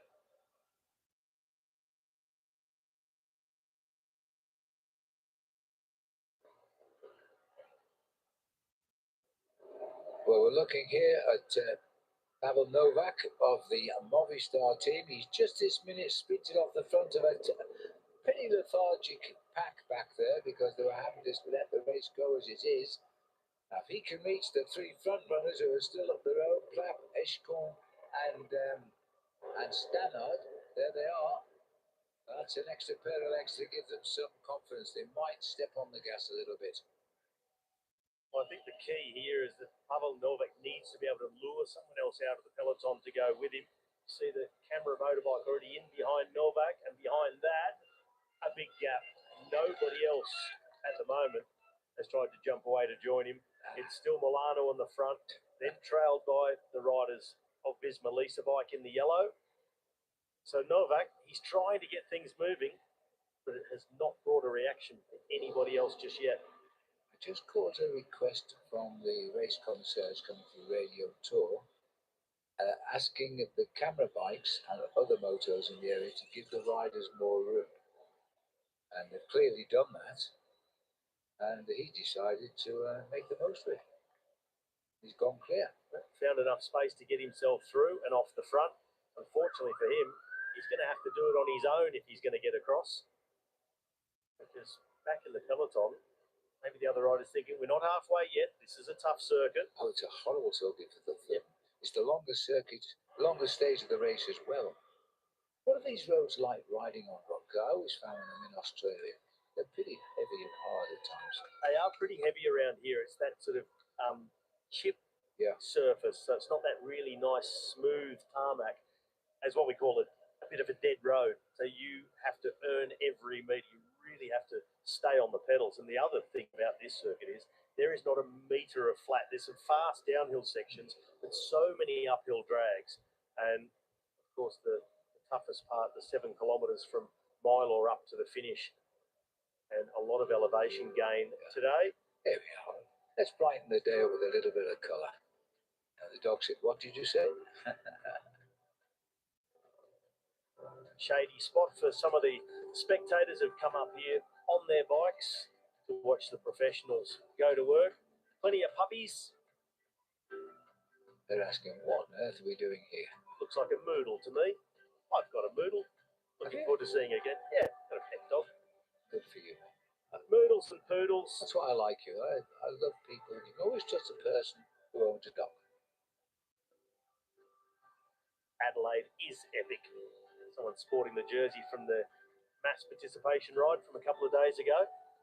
Yeah, this brings a lot of people together, the Tour Down Under. That helps as well, because we're in the wine capital of the world. At least there's no South Australian will disagree with that comment, will they, Rob? Absolutely not. And I can't disagree with them either. And I'm from Queensland. And you're from Queensland. Indeed. Now this man has made a move. He's left the Dorman peloton and he is crossing the void. Look at the gap, 33 seconds. And they'll know he's coming because the teams of those riders up front will have said, look, there's a Movistar boy Novak coming across. Let him get over. This is a strong move by Pavel Novak. What it tells me even more is the group with Plapp, Ancorn and Stannard are not riding as hard as they can. They're content to just keep rolling tempo. Makes sense. Almost try and rock the peloton to sleep. Say, well, you've got us under control. Yeah. And at a certain point, I'm expecting an acceleration for Plapp to go harder, or in fact, a move like we see from Novak. Maybe someone else from Jaco Alula trying to form a counter-attack just a little bit later in the stage where they feel that they can sustain the effort from the moment they attack all the way through to the finish. This is a really tough finale. Going too soon, you could just burn yourself out. But Novak, he's making gains. He's now inside 30 seconds behind the break. We'll be starting to get a glimpse of the vehicles following the three-man lead break. Well, this is his first year on the World Tour for Novak. He's only a youngster, 21 years of age, and he's made a tentative here. He hasn't won a pro race yet. So he could be making a move here. He's sensed that the peloton are riding their own race now, holding the high positions in the overall. And it looks as though he's closing in on these two quite quickly. I just had a word that, yes, that was the referee saying that the chasing riders are closing the gap. I'm hearing also there's a big crash. Now we've got to find pictures of that. There's been a crash in the peloton, and there it is. Oh, it's a kangaroo has jumped into the peloton. It's a kangaroo. Never seen that before. The Oka jersey has gone down. Jay Vine has been affected, one of his teammates from UAE. Another disaster for the UAE Team Emirates. Jay Vine, he's up and riding again, moving away from the crash. But he's had a teammate on the ground who looked in extreme discomfort. Unfortunately, one of the hazards of racing in Australia in these regions is some of the wildlife. You can't tell them, don't go about your day, there's a bike race on. Well, I've never seen that before. Let's just see if we can show you what's happened. We'll have a look at the replay as soon as we can set it up for you. Jay Vine, he's gone down heavily. He's getting himself back into his rhythm, but the peloton will not attack the leader in such an accident like that. On this wide shot, and just you see the crash has happened there. You haven't seen the kangaroo initially coming in. He's in the middle of the road. Oh dear. That's tragic. Yeah, and he's also took a knock as well, the kangaroo. That's a shame. But Jay Vine has gone down heavily. Our race leader. Where does the bad luck stop for UAE Team Emirates? They lost two riders yesterday in separate incidents.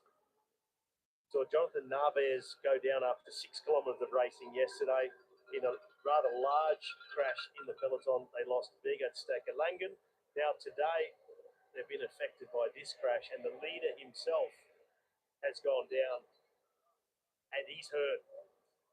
Jay Vine, the Oka jersey, he's got a bike problem as well. He's about to stop and change that with Oliveira. The team car will then come across to assist him. Let's hope that Jay Vine is not seriously injured and he gets himself back in a position where he can defend his Oka jersey, because Vine, without question, has been the strongest rider in this race. He's been the strongest rider, and you'd have to say his team have been the unluckiest. So what does the peloton do now? So often we see the peloton wait for a race leader when it is a crash that is no fault of their own. Yeah, they will shut things down and wait for the race leader to return. It was Jay Vine's own teammate who was setting the tempo. He will switch that off. They will all wait. Jay Vine now getting another bike change. Back onto his own machine by the looks of things. It is number 6, matching his race number. So back onto his own bike again. So whatever problem was maybe rectified by his teammate. Get the mechanic on the run. Domestic mechanic. They'll return, but the big question mark now is, what is the damage to Jay Vine physically and psychologically? Got the overall standings there, and there's none of those riders lining up behind Jay Vine.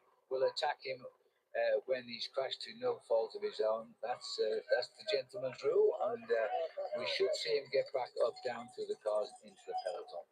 It also could have happened at a worse place. The kangaroo found itself tangled up in the peloton. It was on a really fast downhill section. Adam Yates is also waiting, going back for Jay Vine. He couldn't ask for a better teammate than the experienced Adam Yates to support him. Now let's see if they can get him back swiftly to the peloton. There's the depleted team, Matt. Yeah, two missing, Narvaez and Langen, who crashed out yesterday. So they now have Mikael Bial, who's involved in the crash with Jay Vine. We haven't seen him return as yet. Yates is here with him. Oliveira is there as well. And Milano will stay at the front of the peloton to try and slow them down and have that conversation. Hey, race leader has crashed. Let's all wait and bring it back together again. Yeah. And if it was a crash where it was a technical descent and he'd made a mistake, well, they're not obliged to wait with the unwritten rules. But when it's a kangaroo that jumps into the peloton that's completely out of his control, you wait. It's just ridiculous bad luck, isn't it? To be there just in the wrong place at the wrong time. And to pick out the leader like that of all the riders to go and collide with. Now, slowly regrouping. Let's not forget we still have these four leaders because Novak has got across for Movistar. There's all the names for you. It's 92 kilometers still to race as well as we continue on lap number 4 of 8 laps. They'll see 4 laps to go next time through the finishing line. And we'll see Jay Vine come back into the pack very swiftly.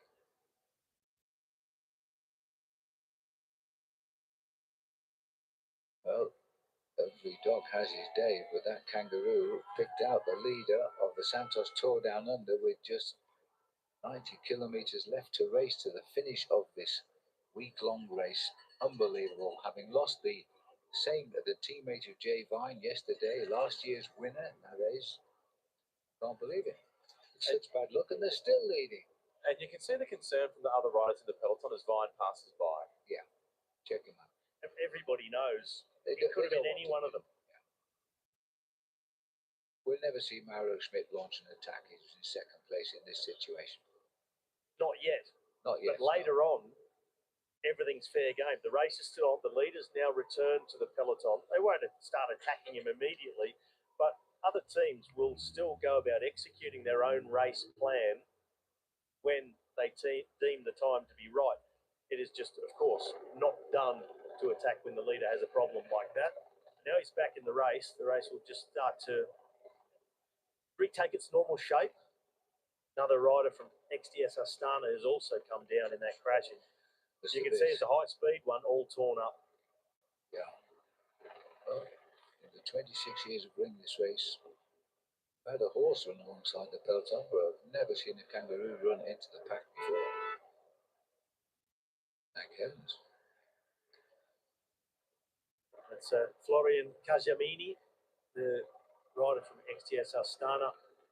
He's just handed his helmet into the team car to get a reserve. So the helmets are designed to break when you crash and hit your head. But I'm wondering, and I assume it would be a yes, that there's been some sort of concussion protocol at the crash site. And it was already, 10 minutes ago now. So hopefully he's been through that, checked out. Also, the teams are trained in basic first aid protocol of testing for concussion, looking for the signs. Hopefully he's been deemed A-OK. He looks very composed. Yeah. He's their best placed rider in the overall standings. 35th position in the general classification at 3 minutes and 6 seconds down. His jersey's not too good for it though. There's his numbers. He's not going to change his numbers right now. He's got numbers on his bike. We're going to go. More tactic in amongst the team cars. Return to the back of the peloton where some sense of calm has returned.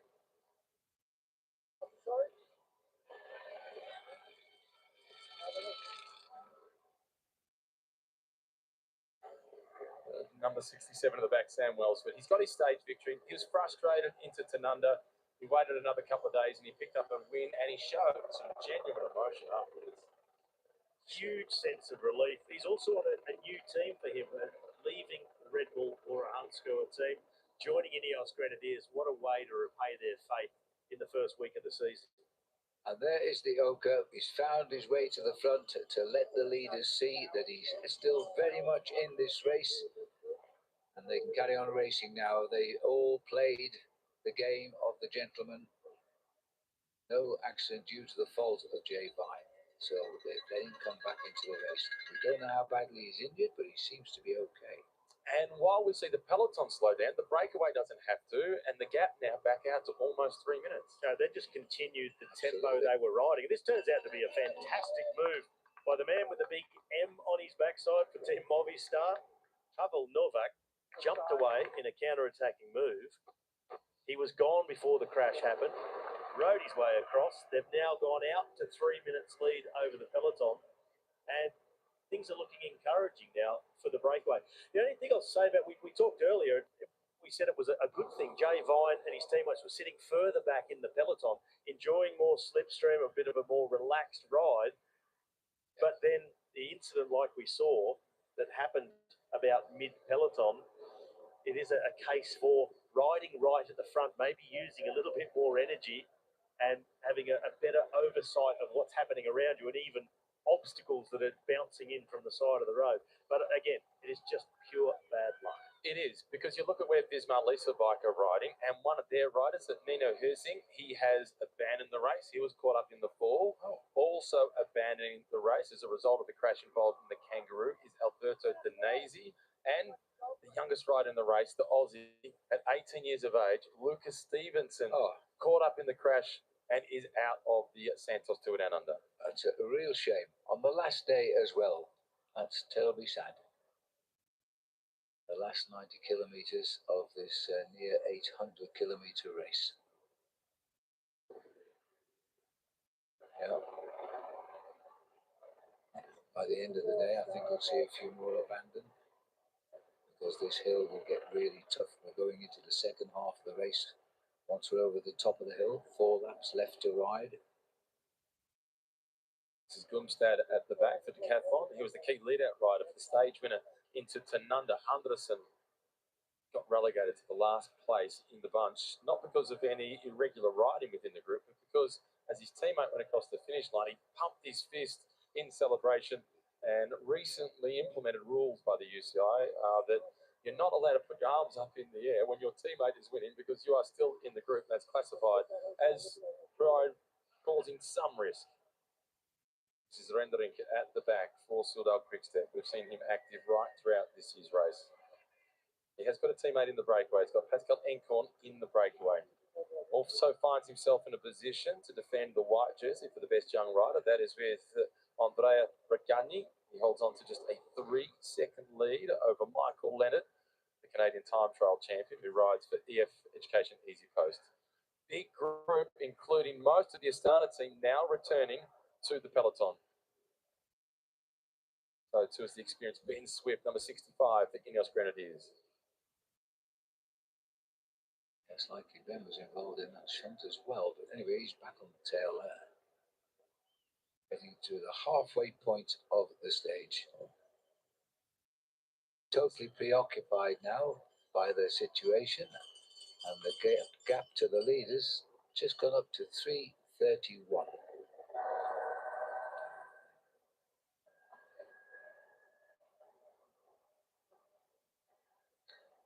Racing through the shadows of the climb up towards the end of lap number 4, the halfway lap. 87 kilometres left to go, and boy, as Jay Vine had a lucky escape with the Kangaroo that went into the peloton.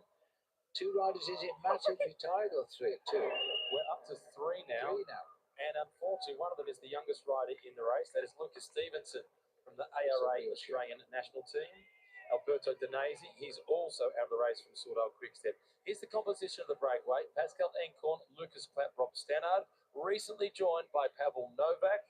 He is the rider who sits in second position from Movistar. Let's take a look at what happened involving the crash with the Oka jersey, Jay Vine. A second to set that up for you. If you look at the 4 leaders, here we go. This is what happened. There is the Oka jersey getting back on his bike.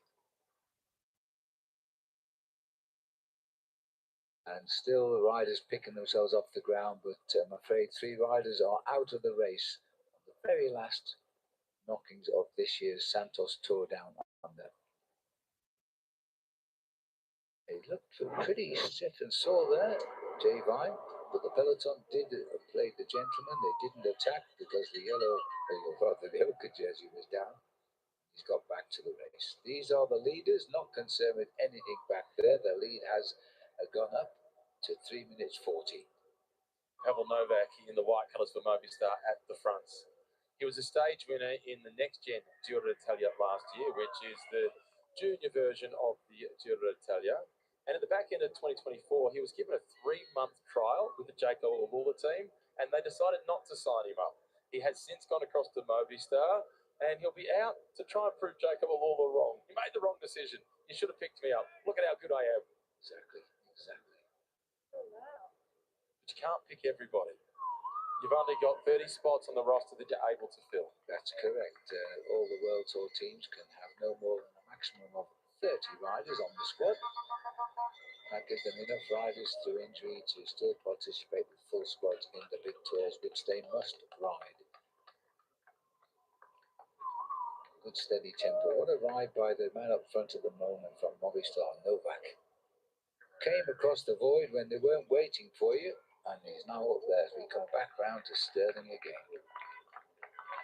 It's a perfect spot, just some 20 minutes from the heart of Adelaide. But that's by car, not by bike. Just, unless your name is Jay Vine, it might be 20 minutes on the bike. A lot of cyclists today, we saw them. There's beautiful cycle trails comes out of Adelaide and run all the way to Stirling. You come over Mount Lofty, not a flat ride, but it is a stunningly beautiful ride up to Stirling from Adelaide Centre. Lots of cyclists. One pack was about 150 strong with last night. Well, here we come up towards the finishing line, and we now see 4 laps left to go. And the crowd here will have been aware of what's happened because there's big TV screens all over the place, so they're watching when we're not actually passing through. And this time as they go across the finish line, no points on offer in the race for the FX King of the Mountains classification.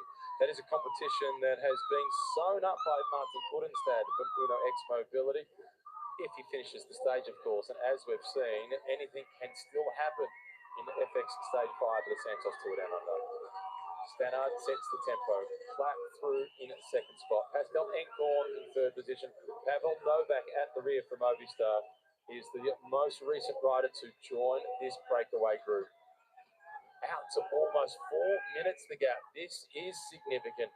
And now UAE, after all the drama, they have to try and stitch it back together in defence of the Oka jersey for Vine. Fast section here. And they continue the climb up to the finish. They're nearly 4 minutes back now. Spare a thought for one Sebastian Milano. After having almost closed it down, he had the breakaway contained. And now it's back out to 3:47.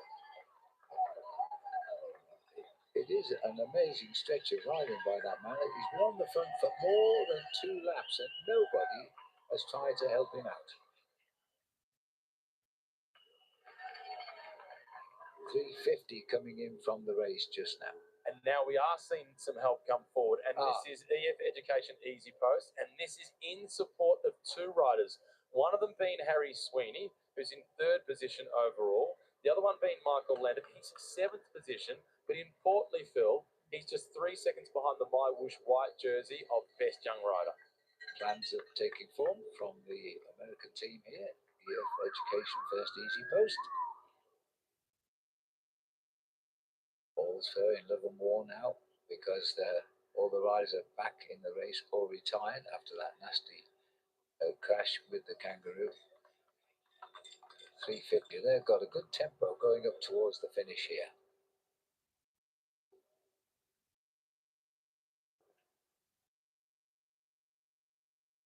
Boys in pink are on the front, and I think they're the best colours. They were once voted the best colours in the peloton because the commentators can see them all the time.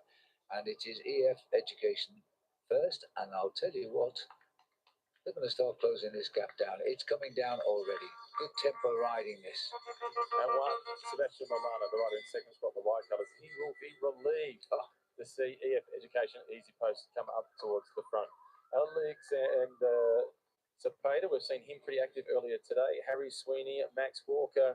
We've also got another Aussie, Alistair McKellar, Luke Lamperti, and Michael Leonard. The riders doing the pacemaking for them now is Max Walker.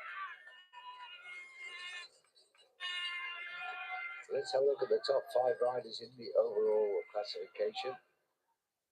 This is the My Bush Young Rider prize. 3 seconds separating the two at the top. Could be switched to before the finish today. Leonard is a Canadian on EF, and they're trying to get his lead back before the end of this race. And Pavel Novak, third position, he's out in the breakaway. So that is why we're seeing EF Education Easy Post come onto the front. Okay. And the rider who started in 5th position in that competition is now out of the race. Unfortunately, Nino Guzin has abandoned the race after the crash. Well, the virtual leader in the My Bush white Young Riders jersey is in the breakaway now. He's got all his time lost back. So they've got to chase. They've no choice.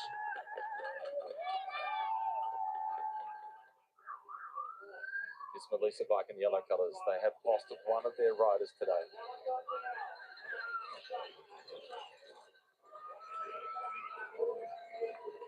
Halfway through the 5th and final stage.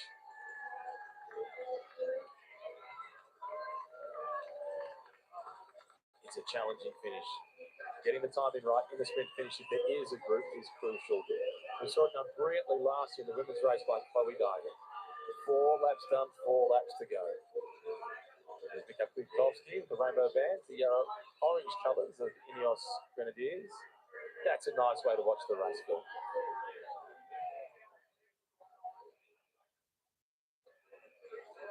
.345, the saying, is the gap. Well, they're confirming it at 3 minutes 50 seconds on the radio tour. So we'll have to go with that because that will be an official time gap. So that's still a very good lead for the leaders.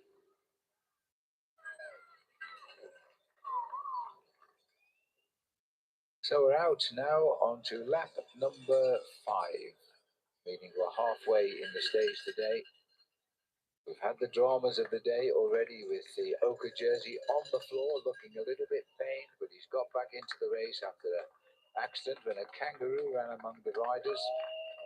Now they're getting themselves back organised. There's 4 riders clear, and they've gone into the second half of the race. They're not going to slow down now, Matt. They're going to try and go for this. No, but the good news for Jay Vine and the ochre jersey is there are other races within the race, and one of those is for the white jersey. Pavel Novak, who has joined the breakaway, has become the virtual race leader in that competition. So EF Education Easy Post, they've gone to the front. It's Max Walker who's doing the pacemaking.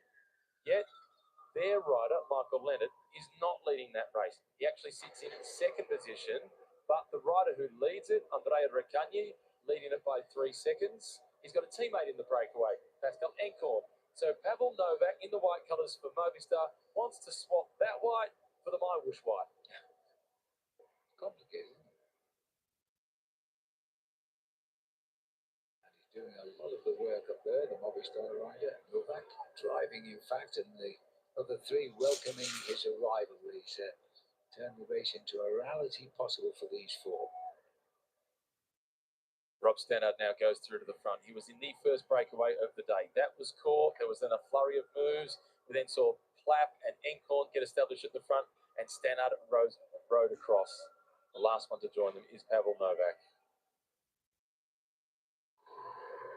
In the overall standings for Movistar, they're consistent but frustrating.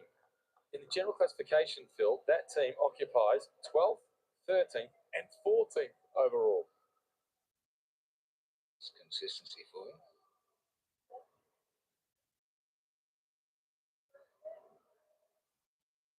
This is the nasty little kicker just around the back of the circuit.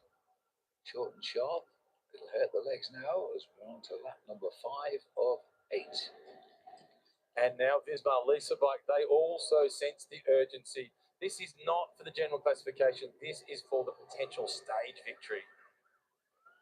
They keep persevering, and rightly so, with the young Brit, the 20-year-old Matthew Brown. They've got to do it now. They've also reduced in size with their team following the crash. They waited before they came to the front. They were leaving all the work to Milano of UAE, but now Jay Vine has got a few teams taking an interest, and that will please him a lot to see them chasing that for those 4 riders.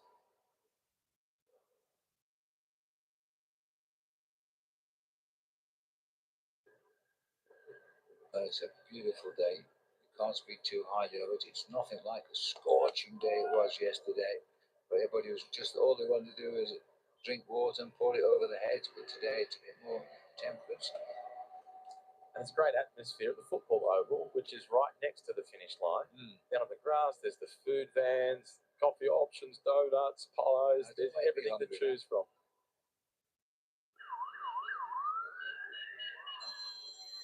We're perched in the commentary box on a truck overlooking the oval and a little way behind the finishing line. But we don't need to see the finishing line. We've got plenty of monitors to locate the riders.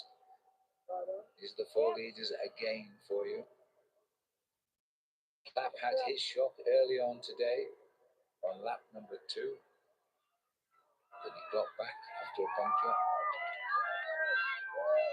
Einkorn pushing on, riding well. Novak. Stannard and there's Encore number 122, who is the virtual race leader on the road. Yeah. But that is not the reason that he is out here. He would be realistic about the chances of this group surviving for him to have more than a 2-minute, 15-second advantage over the J Vine peloton.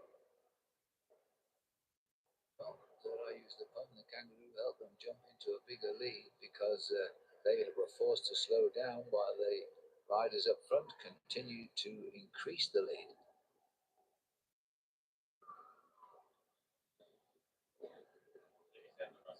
It's good to see Education First now driving like this. Every reason to do it. And also they'll get help from the boys in yellow, I think. This is good news for Jay Vine, but I'm afraid it's not great news for the 4 riders up front. Harry Sweeney on this team is in 3rd place overall. And they are riding now.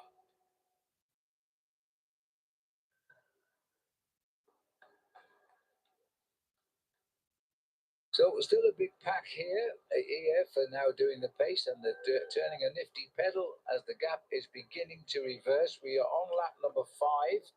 Still have the 4 riders out front. But the gap has come back a little bit to 3:36 just now. Only 77 kilometers left to race of this year's Santos Tour Down Under. We spot Jay Vine occasionally in the pack. He seems okay after the collision involving the kangaroo. And of the riders in this breakaway, 2 of them are virtual leaders in key classifications. Pascal Encore, he is the virtual overall race leader on the road. He started the day 2 minutes and 15 seconds down. The rider in the white colours, Pavel Novak from Movistar, he's now the virtual race leader in the battle for the My Wish white jersey, which is a big part of why we're seeing the EF Education Easy Post team come to the front, because they have the rider who's currently 2nd in that competition, Michael Leonard, just 3 seconds behind the lead. But the leader of the classification, Rakanyi, he's got a teammate in the breakaway, so his team will not do the chasing. Ismail Lisa Bike as well, the team in the yellow colours, they are picking up the pacemaking because they believe they can win the stage with Matthew Brennan.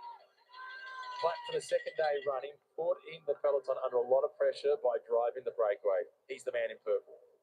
Yeah, he's had his troubles as well on the circuit. He had a flat tyre, but he eventually got back with a little help from his friends and is back up in this leading group now. Novak came across on his own.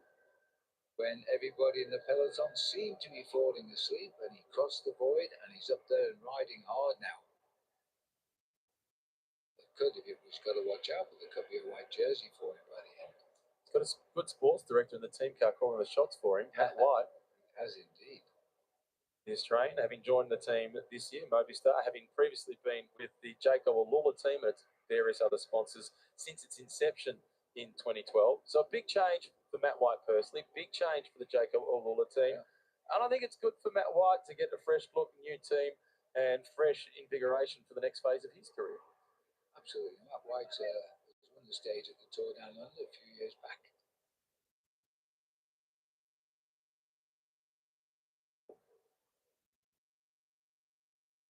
Just look at the steady little climb here. Well, the story of the day so far, beyond the breakaway, has been the crash within the peloton. Jay Vine in the ochre jersey, he was caught up in the fall. He got going quickly. He had key support from his teammates, particularly Oliveira, Portuguese rider on that squad. Swapped bikes with him, fixed the mechanical problem for Jay, and then swapped bike. So Jay is on his original bike. This is the young Dutchman from Visma Lisa bike. This is Mina Huizing, who was in 5th position at the start of the day in the My Whoosh Best Young Rider classification. Race over for him, unfortunately. Not the only rider out of the race, also out of the race following that crash, Alberto Danesi, the sprinter from Soldal Quickstep, and the young rider on the race, Lucas Stevenson, who'd been doing so well. He too is out of the race. He was riding superbly well, and he got within about 80 kilometres of finishing his first Tour Down Under. It's really sad.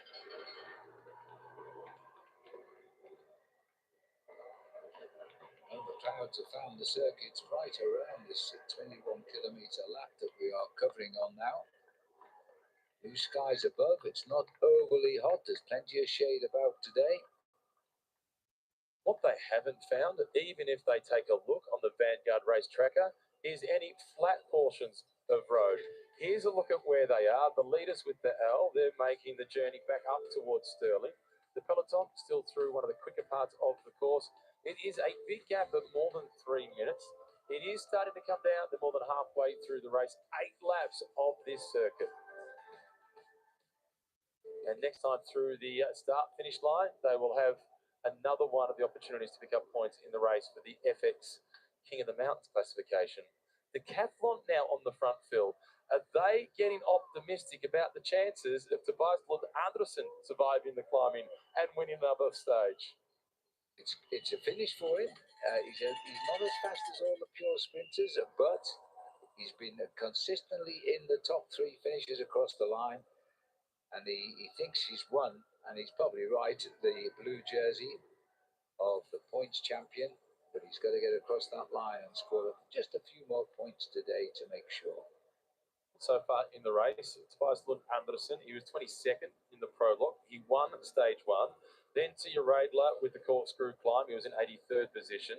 Second on stage 3 to Nam, and then to Wollonga, second yet again. And the points classification, Phil, it's about consistency, and that is incredibly consistent from Andersen.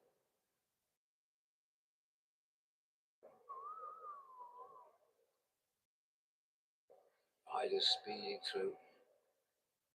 Well, there's no sign of riders going slowly in this shot, is there? So they're getting concerned about the breakaway that's gaining. They've pegged it back now at 3:19. Decathlon are driving the race. So now 3 teams doing the chasing. It's Decathlon, EF, and Visma Lisa bike. Bad news for the breakaway. Good news, though, for the ochre jersey of Jay Vine. Decathlon on the front, enjoying the Adelaide Hills, but if they want to take a holiday whilst they're in South Australia, they've also got the opportunity to take the river life and take things a little slower or amp up the speed and go wakeboarding, enjoy a kayak, and go a little bit slower once again and make the most of being the captain of your own boat. The next adventure along the Riverland awaits. It's been a big adventure for the breakaway. It's been a big adventure for everybody in the race today. 3 minutes and 17 seconds, the advantage for the leading group of 4. 72 kilometres to go. Decathlon, EF and Visma doing the pacemaking.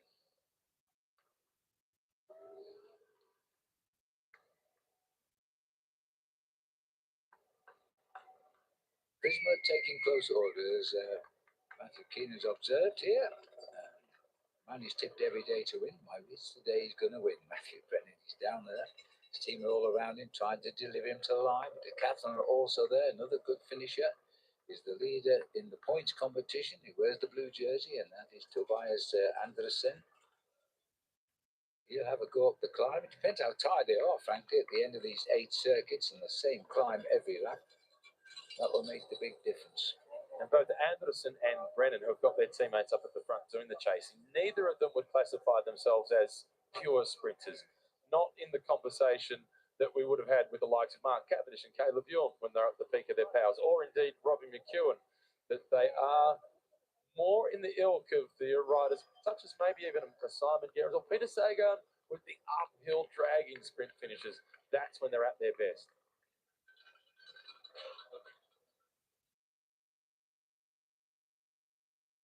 Just a quick check on a few interesting facts here at the moment. 2026 race has got the highest number of dropouts after the kangaroo incident. 15.8% of the field, and normally we're only about 3 to 5% dropouts. So it's a war of attrition today on this circuit, that's for sure.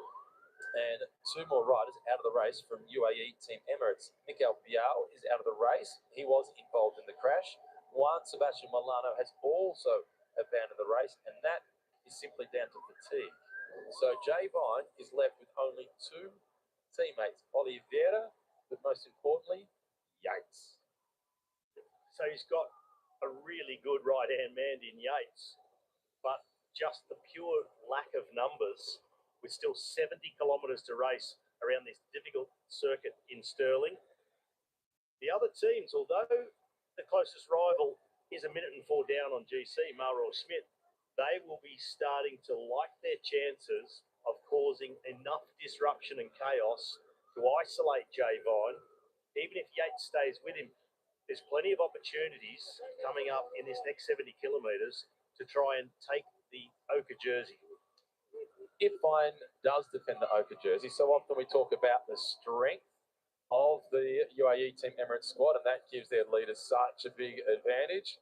This would be an enormous win for Vine because that advantage has been completely taken away.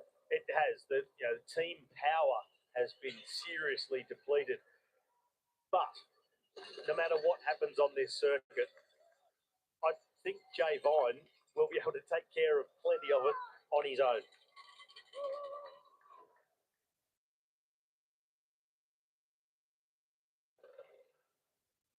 Max Walker continues to set the tempo for EF Education Easy Post.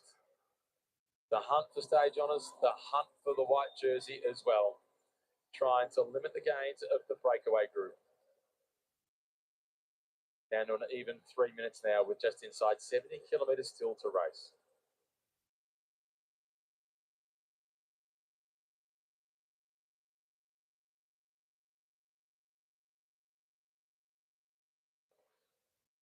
FX Stage 5 of the Santos Tour Down Under. 3 minutes is the advantage for the breakaway group of 4. EF Education Easy Post with Max Walker at the front, doing the chasing, trying to defend the opportunity for Michael Leonard to get the white jersey. But the big news of the day has been the crash, which included Jay Vine, the overall race leader. And part of that crash, one of these riders has had to abandon the race, Miguel Biao. Another one of the riders that we saw from that team, Juan Sebastian Milano, he too has abandoned the race through fatigue. So Robbie McEwen, to take a look at the team lineup from UAE Team Emirates, it's barely a team at all, but it is including Yates and also Oliveira. This is Miguel Biao, who was involved in the crash. And you can see how he's just holding his right arm and shoulder. He's gone down really heavily in that crash, and this sort of body language and posture points most obviously to a shoulder injury. We know so often a crash in cycling, the most common injury is a collarbone. We really hope that Miguel Biao gets medically cleared. He's obviously out of the race, but we hope that the damage is the minimum it can possibly be under the circumstances. Now for UAE Team Emirates, there are more riders missing from the race than are still in the race. 7 starters, 3 remain. 3 really strong riders, but they're going to have, and eventually they're going to have a bit of luck on their side. They've had so much bad luck in this race. Yeah, lots of luck, all of it bad. Yesterday, Narvaez crashing out. Also crashing out yesterday was Langen. Today, we've seen Mikel Biel crash out. One Sebastian Milano has abandoned simply through fatigue. So it's just Oliveira and Yates in support of Jay Vine. The good news is there are other teams with a lot of play as well, so they're taking up the chase. And you'll see that happening where other teams start to protect their own patch of turf, their position on GC. With 2 minutes 50, the gap up the road, there are 2 riders who have leapfrogged right up into podium position. In fact, leading on the road. Vine in the middle, bodyguard either side. Yep, just keeping an eye on Jay Vine, and only Vine and maybe his teammates will know just how affected he's been by that crash. The rivals, they'll be guessing. That is the team lineup. Ivo Oliveira, Jay Vine, and Adam Yates. Is it enough for Vine to be able to defend the leader's jersey, the Oka jersey, with just 2 teammates remaining? Just has that song ringing in my ears of the green bottle sitting on the wall. Now there's just 3 left. And how injured is Vine from the crash? That perhaps is an even bigger question. That is the biggest question mark. Only he knows. He'll be communicating that to his team directors in the car and to his 2 teammates around him.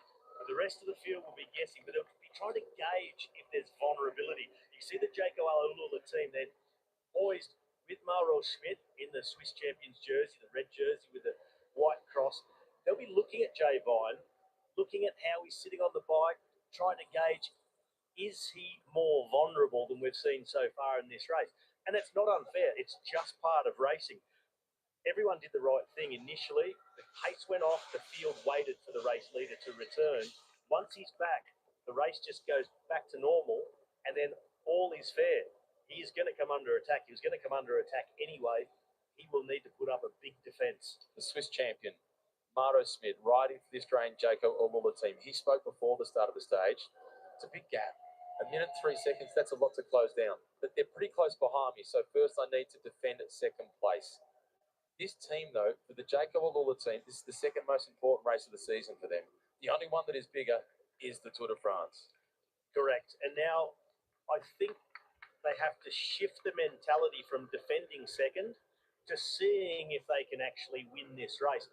They're going to have to ask the questions of Jay Vine. They're going to have to put the pace on to see if he starts to struggle, if there's any chink in the armour with Jay Vine.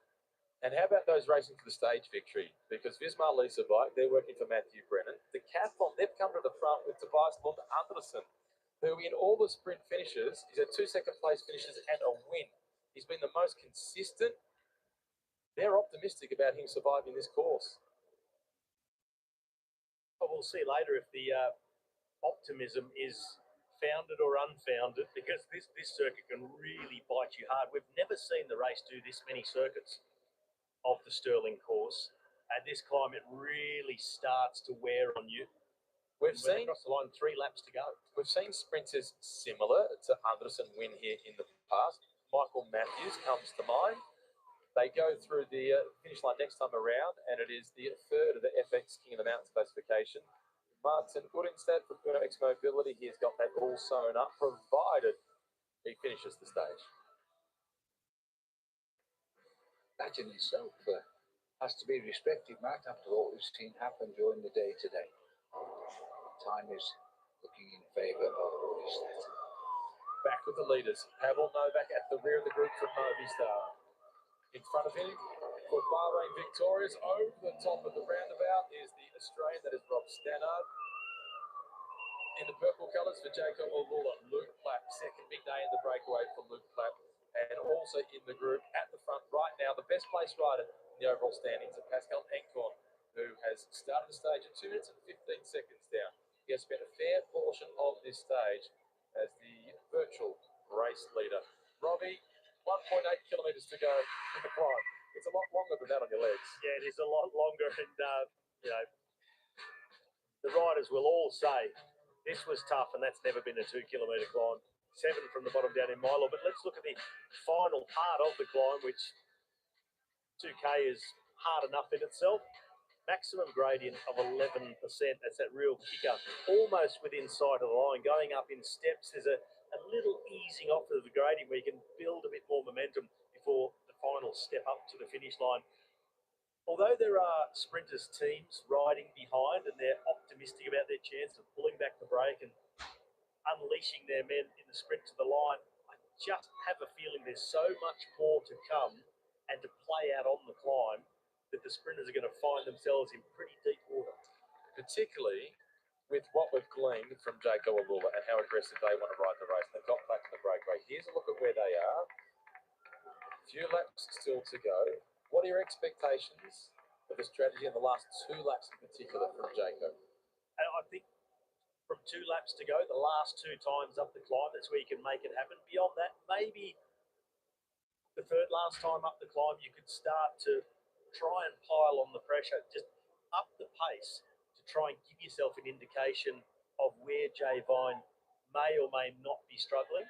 Try and identify a weak spot and then try and take advantage of that in the last 2 laps. Callum Scottson at the front. So nobody on the decathlon team knows these roads better than Callum Scottson. He is from Adelaide. How many miles he's done riding up this stretch of road as well. It's a super area for training. Good, tough training miles. Well, on lap 5 coming round towards the end of it, that leaves us with 3 circuits to go. They're going to have to make a decision pretty soon if they're going to start to gain any time on Jay Vine. The other thing with Jay Vine, we've talked about what the other teams need to do and what they're trying to identify a weakness in Jay Vine, anything they can see from Jay Vine's side. He's got to look as strong and as confident as possible, not open up any sort of hint that he's suffering from that crash, put it behind him. And I'll tell you what, he's very, very good at it. He's got experience in finishing off strongly after some pretty nasty crashes. Go back to the Vuelta a few years ago when he was in the breakaway, fell off when he was back next to the team car at about 75 kilometres an hour. He was ripped to shreds. He re-caught the brake. Most of them had taken off when he was still struggling from the crash. Mountaintop finish, he came back and nearly won it. He's got grit. He has got plenty of grit. So too is the breakaway. They're coming through to collect more points in the FX King of the Mountains classification. Well, that classification, it has effectively been run and won. And as long as Martin Woody and Stud reaches the final finish line, he'll be on the podium to collect that jersey. So the points here are fairly immaterial. 7 points for the winner. But these riders out the front, they're not concentrating on the points for the King of Mountains classification. They're just trying to push on. And Luke Plapp is under instruction, I'm sure, to make this chase for the peloton as hard as possible. He always has a cheeky smile, Luke Plapp. He's always aware of where the camera is. He is. It makes him one of the crowd favourites. How important have the past 2 days been for Plapp, given what happened at the National Championships? Well, he does need to redeem himself more than anything to his teammates. He made a tactical error. It's not the end of the world. It's not the end of the season. But the best thing you can do is answer with the pedals, come out, do exactly what is asked of you, follow the instructions of the team, and do your best on behalf of your teammates. That's the way to redeem yourself. Yeah, prove yourself you are actually a team player, I think.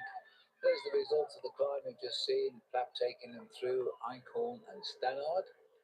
And Novak getting up the 1 point there. 4 riders ahead. 4 riders take the only of 12 in the FX King of the Mountains, which, subject to him finishing, has been won today by Martin Greenstadt. Riding the white colours from Movistar, Pavel Novak. At the back end of 2024, he did a 3-month stint with the Jaco Alula team as a stagiaire. But Robbie, they decided not to pick him up. He's now on the Movistar team, and he's out to show that he deserved his spot here at World Tour level. Well, what better way to do that than in the first World Tour race of the season? Talk us through the way that system works if you trial run with the team at the end of the season. Or riders get picked up out of their amateur teams or sometimes the development team on the World Tour squad. And it's like kind of like work experience with an eye to trying to get the full-time gig. So you go in, you ride the final months of the season. The young riders are allowed to start from the 1st of August during the season and go on as a trainee. And they then, depending on that performance, a few other factors, but their performance of others in the same situation, and they may then be offered a contract for the following season by a World Tour team. There is over the last couple of seasons, there has been another new development on that front where professional teams, the World Tour teams, they have their own development team. They're allowed to pluck riders out of that for various races throughout the season. So you can, outside of that window from August onwards, you can get them in a few other races throughout the season, even early in the year. And it's a great way for younger riders to get some World Tour experience, then go back into the smaller pond, use that experience, develop more as an athlete. And even based on those few experiences, you can be offered a World Tour contract. And the teams really like to look at the data, your sort of power output. Brady Gilmore, who is now this season for the first time in a World Tour team at NSN, he got the opportunity to go to a training camp with that team some 18 months ago or so. And they didn't tell them what they were doing. And so we're going to go onto this climb. We want you to do a 10-minute effort on this climb. And we're going to give you 1 minute gap between you. There was 3 of them that they took to this training camp. And they said right at about 90%. They all rode at 100%. They went full throttle. And then they said, okay, now we're going to continue riding. And they were at altitude. And they were at more than 2,000 metres. They did another 3 hours. And they said, guess what? We're doing that 10-minute test again. Brady got the contract.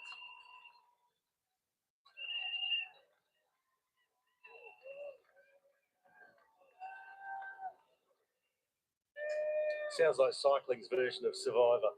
It is. But there was no alliances. They were all individuals. Still, EF education first, pushing the pace. And do you reckon we could call him Tangles? Max Walker. Love it. At the end of that lap, they pulled back 1 minute and 20 seconds on that leading group of 4. That's a big catch. If they do that on this lap, it's going to be one heck of a race towards the end. There is the young Brit, Max Walker. Anyone who follows cricket and has followed for decades will know what I was just talking about. For the rest of the international audience, Max Walker was the name of a very famous and successful Australian cricketer in the 70s and 80s. His nickname was Tangles. Yep, I actually knew him. He also played Australian rules football at the highest level. He played for the St Kilda Football Club. He was also a fantastic broadcaster.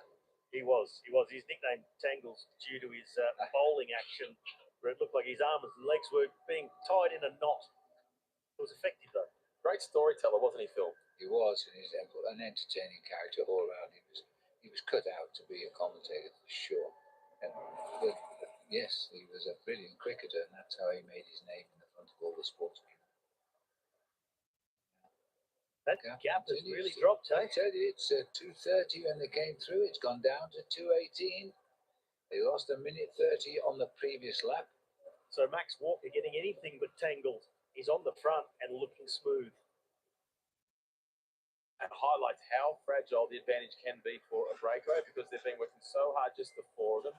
Yet within the peloton, we saw one Sebastian Milano for a long, long time, whilst the others were sitting in the slipstream. And now they've got fresh horses at the front.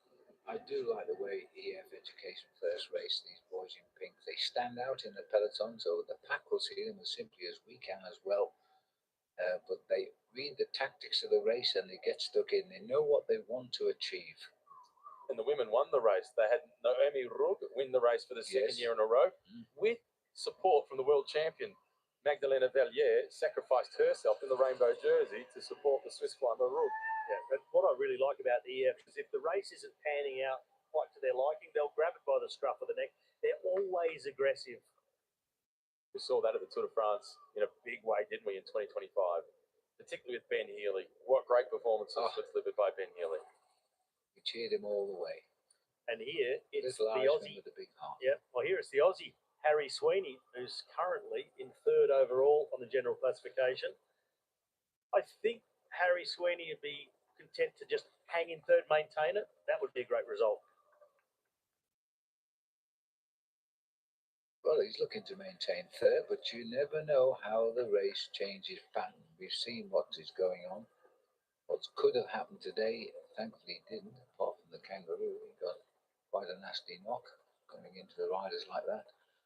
There is Harry Sweeney from the EF Education First team, number 43. New role for him. He's the leader, not the worker.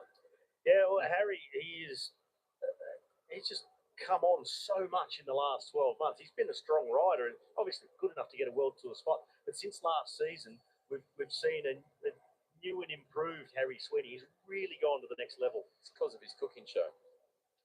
He does his own cooking show on YouTube. Harry Sweeney does? Yeah, he does. What's he cook? Don't know. Haven't watched it. Been told all about it though. Well, he doesn't choose to eat his own food because he's quite thin. Well, he makes healthy options that we can all enjoy at home. That's the secret. Well, back with the leaders now. Time is running out for the peloton. 57 kilometers left to ride. We're out on lap number 6 of 8, 2.5 laps approximately left to go to the finish. And what looked like was going to be a catch here, the kangaroo came to the rescue and breakaway gained time, and they're making the most of it. But the time is coming down. It's at 2:02 now, and a lap and a half ago they were 3 minutes 50 ahead. Were they long sleeves that were rolled up from Luke Clapp? I couldn't quite work that out with the speed suit. I can't quite work out if they're long short sleeves or short long sleeves. Right. Well, if you can't work it out, what chance have we got? Like the shorts you used to wear to school. Sometimes the riders you will see with long sleeve because of the sunburn. But when I was a referee in Egypt, of all places, because I was a commissaire in the old days, and I was doing the tour of Egypt, and the Danish team were getting so burnt they cut the sleeves off their shirts, long sleeves off their shirts, and sewed them to their jerseys, so their arms were completely covered. Sounds like a pyramid scheme.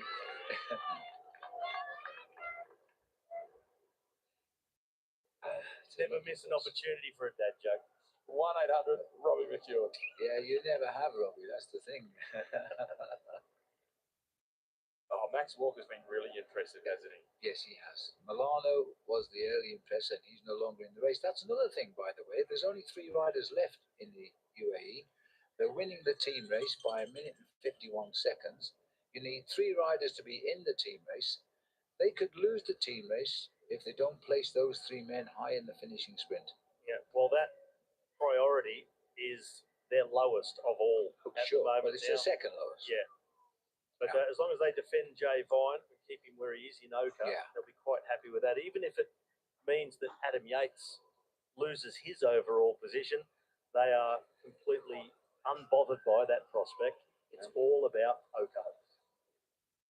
Yes, it is.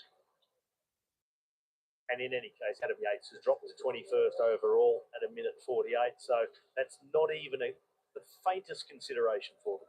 There he is, number 7. Adam Yates, key teammate today for Jay Vine. So you're kind of saying I'm talking rubbish there, aren't you? No. I'm totally agreeing with you, but also qualifying further with a few extra little facts. Okay, good man. We're together on this one, Phil. We are together. It would be nice to win the race individually and on the team, but now they're up against it. Only 3 riders left. It's amazing how that team just had so much bad luck, and yet they're still winning this race overall. Is amazing. Mauro Schmidt, what is that guy planning? He's 2nd overall. He's looking for 63 seconds. I think he's just riding for 2nd place. Well, that's what he said at the start of the stage. There was a hint of preservation about it, but I think that's got to change. They have to be racing for the win. Well, now they see Jay Vine's been affected by a crash.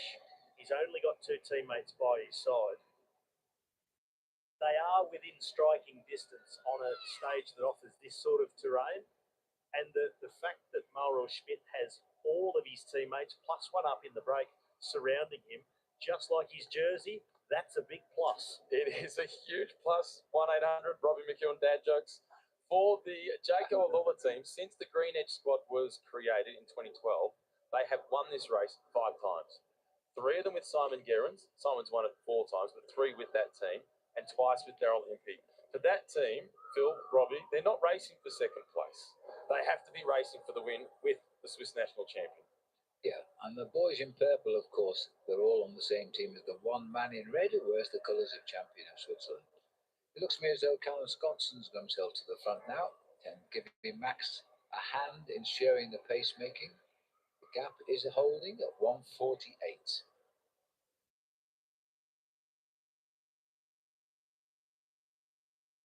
Well, we're still whirling around the same circuit. We've been going around it for an awful long time today. 8 circuits based on Stirling, and we're now on lap number 6 of those 8. The boys up front have kept the pressure on. They looked like they were going to run away with it, but they've been pulled back steadily but surely, particularly by Max Walker of ES Education First and Callum Scotson of Decathlon. There are 4 breakaways for you. The gap is now down to 1:48. They lost a massive lot on the last lap. They lost over 1.5 minutes on the last lap, and now all that's left of it is 1:48, and the chase is on. It highlights how fragile the advantage is for the 4 out in front.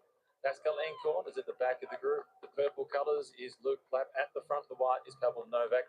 Number 24, another one of the Aussies in the breakaway at the rear of the group now. This is Rob Stannard. From this group, though, for Clapp and for Pascal Encorn, what has been crucial is the pressure that they've put on the peloton, because they've got riders who are believing that they can challenge to win this race overall.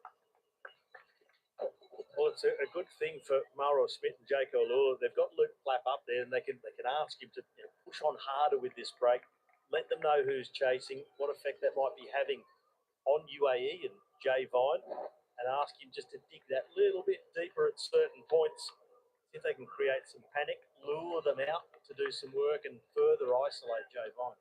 Phil, from the break of 4, we're going to have to select the most competitive or the most combative rider throughout the stage. What are your thoughts? I think I've got to go for Blappy.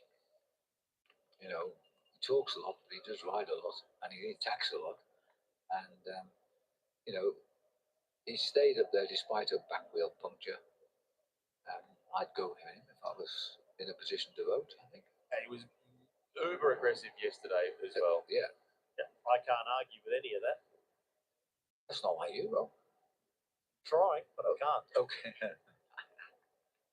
Thank you, Robbie.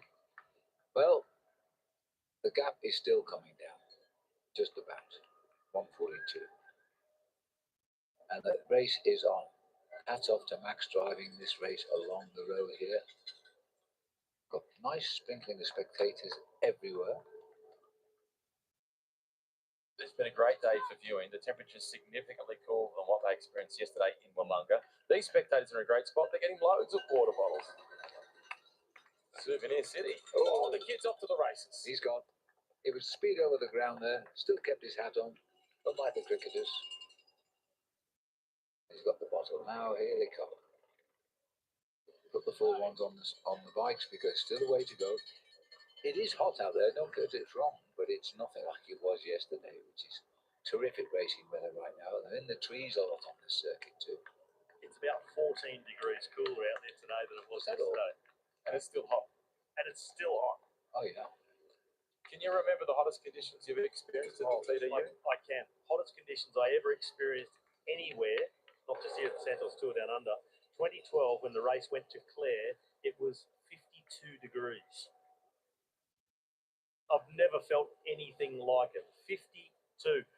There were actually Luke Durbridge was one of the victims of it. Riders were getting dropped out of the back of the peloton. We were going so slow; it was just impossible to ride fast. Luke Durbridge was one of the ones who basically just wobbled out the back of the peloton with heat stroke. It was absolutely filthy conditions. Fortunately, with about 50k to go, there was a bit of cloud cover came across, a bit of a change, and it dropped by 10 degrees down to a very comfortable 42 degrees. Here's a look at the mega wall. The Yamahas out bringing us the images from in the race, the helicopter, the fans, and of course, train cam. Flying at the front, likewise in the peloton. The chase is on FX Stage 5.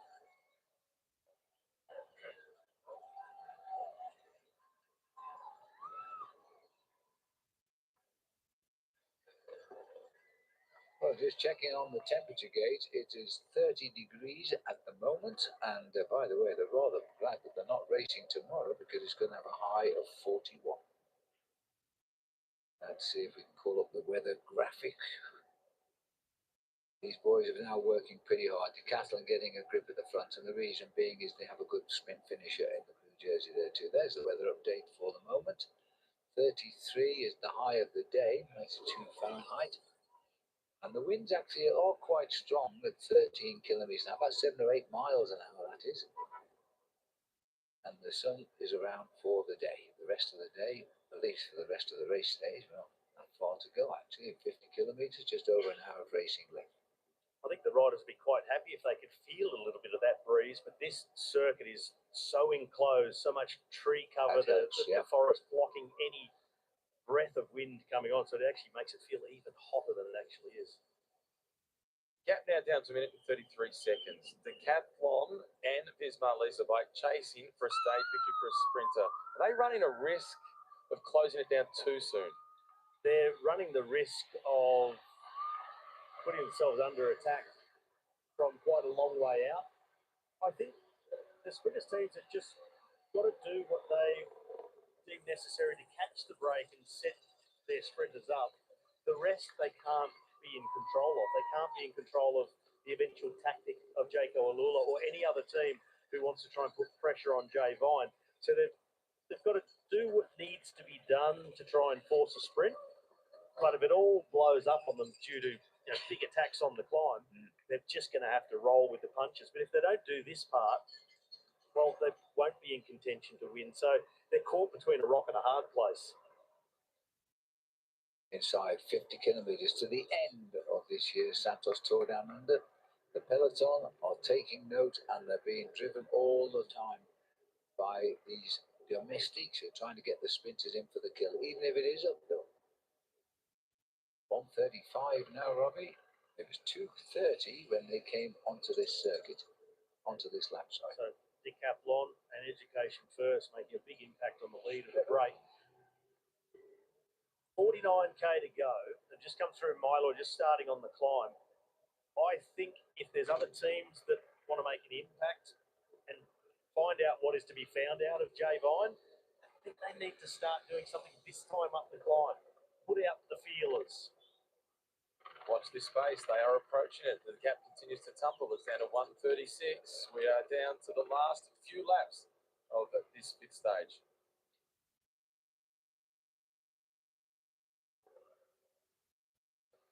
Still Max Walker at the front of the pink colours for EF Education Easy Post.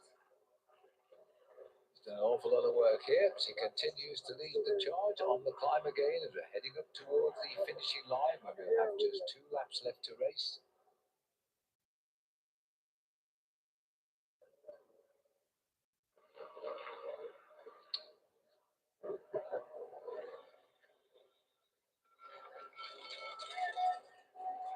FX Stage 5 of the Santos Tour Down Under. They're down to the last 48 kilometres as Jay Vine still holds on to the ochre jersey, trying to defend his 1 minute and 3 second lead. But his all-powerful UAE squad, they have been decimated by crashes.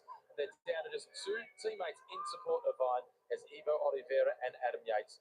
Breakaway contingent of 4 at one point, though, out to a lead of more than 3 minutes.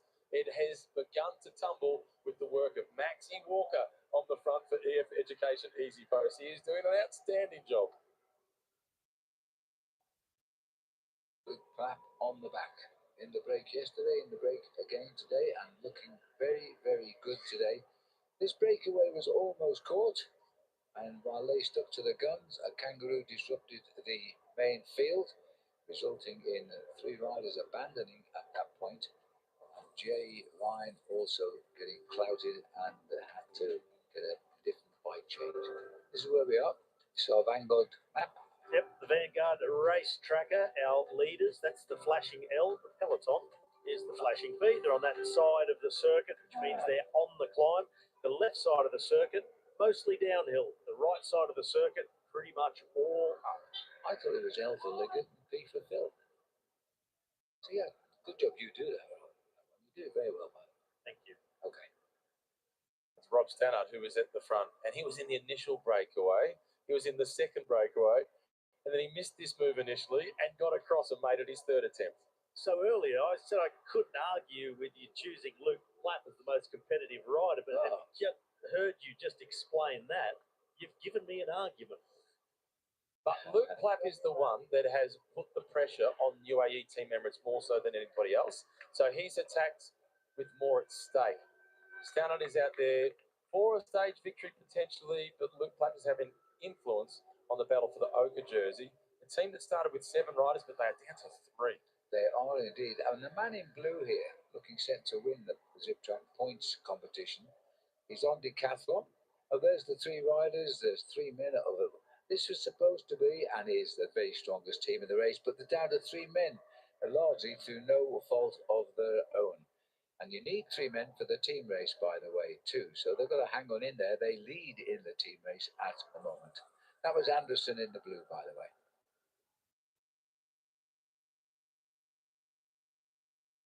I'm just thinking that Anderson, he's placing well today. I think the finish might suit him up this hill. It's a bit better to sprint like this than a pure sprinter, which I don't think he is. He's pretty much won that blue jersey. It's technically could go all wrong for him, but it's highly improbable. So he might want to go out with a win. He came in with a win on stage 1 of this event on Wednesday. When did we start? Tuesday. Tuesday was the prologue. He won on Wednesday. The only person who can beat him in this classification is Sam Welsford.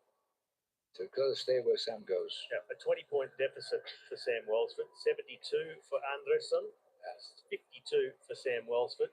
Welsford would have to win the stage, and Tobias Anderson would have to finish outside the top 20. Yeah, that's right. There he is, number 31. New team for him this year. New team came from the Picnic Postenel team previous seasons, where he's had some good success. Yeah. Joining this revamped decathlon team, I think he's off to a brilliant start. I think he's going to have a really good season. Ethan Vernon moved up to 3rd yesterday with his stage victory. So Anderson, Welsford, and Vernon, the top 3, have all been stage winners. Brennan and Gate locked together on 29 points, both consistent. I don't believe that Gate can contest the stage finish today, but Brennan possibly can. I think Brennan possibly can. Lund, I think, would have to be on his best day. Sam Welsford, I think he would say himself, no, this one's not for me. Even on his best day? Even on his best day. No disrespect to my mate Sam. It's just a really tough finish. Yeah, it'll be a very select group that makes it through to the finish line. And I would say the same thing about myself when I was racing. I've raced into Stirling a number of times, got there with the peloton, legless. Couldn't ride myself inside the top 10, I don't think, on this stage when I tried. Here's a look at team Visma Lisa Bike working for Matthew Brennan. They have Filippo Fiorelli, Pierre Hagens, Anton Schaefer. He's their best placed overall. Pietro Matteo and Tim Rex, who we've seen a lot of. Unfortunately for this team, they had one rider abandoned today, Mina Huizing, who was involved in the crash. Well, I really can't think it's a win for Sam Welsford today. Up this long climb to the line, and they will fly up it all the way. The sprints could be blunted before we even get 300 metres from the finish if they climb it at the speed they normally do. We'll see. Welsford's down there though, he's well placed. The orange jersey there, number 67. He's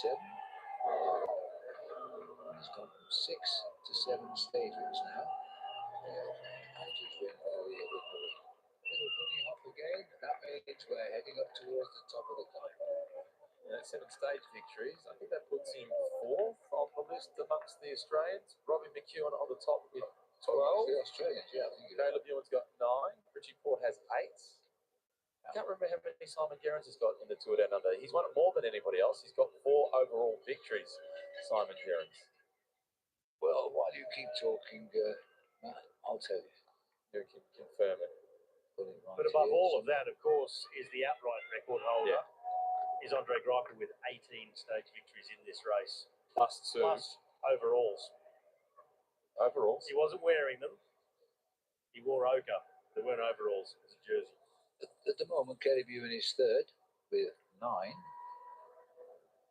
Richie Port is fourth with 8. Sam Wellsford is on 8 as well now. Sorry, he's 7, so he's behind Richie Port. Then you've got Alan Davis. Simon Goins has 5 wins. I'm looking very hard, and I've got to tell you, Robbie, we're in second place still overall stage into the tour. Yeah, I'm finding it really hard to catch up to Andre Greipel in the I can't understand that. Yeah. Did you enjoy having Andre out here last year? Yeah, it was really good to catch up with him. Seeing guys I used to race against, it's great to catch up with them in non-battle mode. And he's just a super nice guy. And he was having a ball out here. Gentleman. Yeah. Callum Scottson is in race mode. He's definitely in battle mode. He checks across the shoulder. Follow me. I know the roads. Just trust me on this one. Faith in his team leader in the blue jersey, I think. Believes this might be the day. This Melissa bike have been ever present at the front of the peloton, but barely doing a turn of pace. You like that, don't you? I do like that. They've got a presence. They're ready and waiting. And they're looking at the other teams. Okay, there's enough being done at the moment, so we can just sit tight. And it is a very young team, as you've spoken about already. They've got 3 riders who are just 21 years of age. They've got a 22-year-old in the team as well. And their team leader is the youngest of the lot at 20.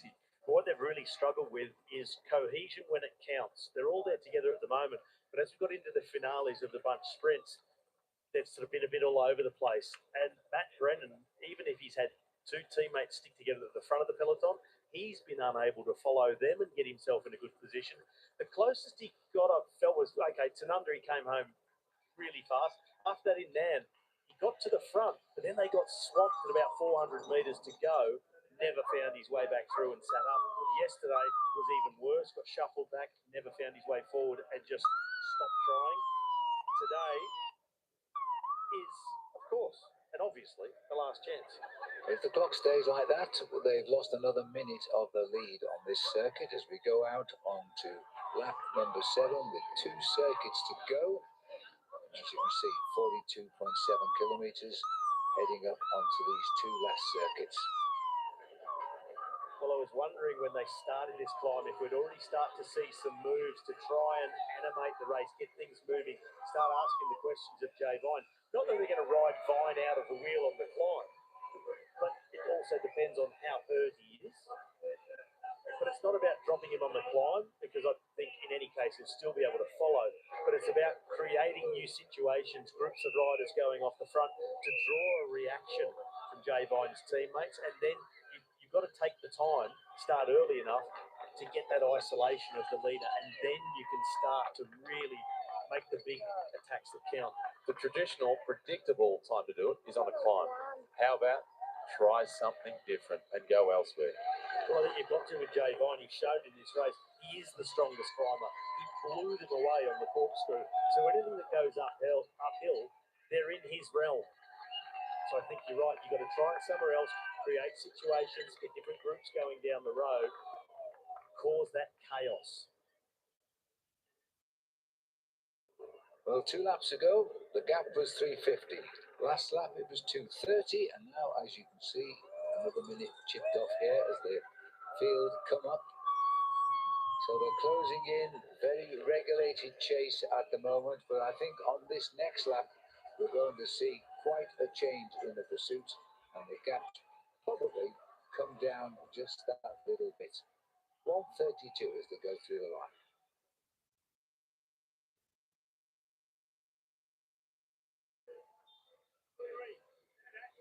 Massive crowd, both sides of the barriers. They're enjoying a wonderfully sunny day here in Stirling. It's running just over 30 degrees Celsius right now. It's around 90 degrees Fahrenheit. And they're watching the leaders gone through. It's now about a minute and a half. 127 it was at the checkpoint on the line. Well, Matt, I was just taking a look at the faces of some of those riders coming across the line sort of from halfway in the peloton towards the back, and the struggle is real. Why were you smiling so broadly then? Because I don't have to suffer like that. Decathlon, the way they're riding at the front, they definitely believe in Anderson. And they've got plenty of riders in pain at the back. Yeah, they've got 2 kilometres to go in the breakaway before they head through the final zip track intermediate sprint. Max Walker coming back to the front for EF Education first in the pink jersey, and it's still just the 2 teams, 1 rider each, Decathlon and EF Education first, leading the chase. The gap now down to 120. Neville Novak at the back of the group with Movistar. They've got a new sports director this year, a guy you know extremely well, and Matt White. How good an asset can Whitey be to Movistar, not just here, but for the season? Oh, a huge asset to that team taking on Matt White. Hugely experienced in his role. And I think tactically and overall overarching in the organisation, just what he brings in experience and guidance to their riders and motivation. Whitey was a born racer, but I reckon also a born coach. He's very good with people and extracting the best out of each individual. And I think that's what makes a good coach, not just the whole team, but concentrating on the individual ingredients. There's the science of it, and there's the art of it. Heathfield for the second of the zip track intermediate sprints. This is after 130.3 kilometres having been covered. We don't expect to see a contest in that competition because the break and four want to maintain their cohesion. 200 metres till they get there. Into Heathland, Heathfield. I should know Heathfield. I was brought up in Heathfield Road in the UK. And there's no sprint going to take place here. Time bonus is the 3 seconds on the line. Doesn't help them. Minutes behind the overall lead of the race. And they're coming closer at 1 minute 12, quite rapidly now to the chase. Clapp not too interested in taking part in that either. Encorn it was who picked up the maximum points and the 3 second time bonus. Of the riders in this group, he was the best placed in the general classification at the beginning of the stage. His deficit on Jay Vine was 2 minutes and 15 seconds. Yeah, Novak well, going down through to 2 minutes 9 seconds now after that bonus.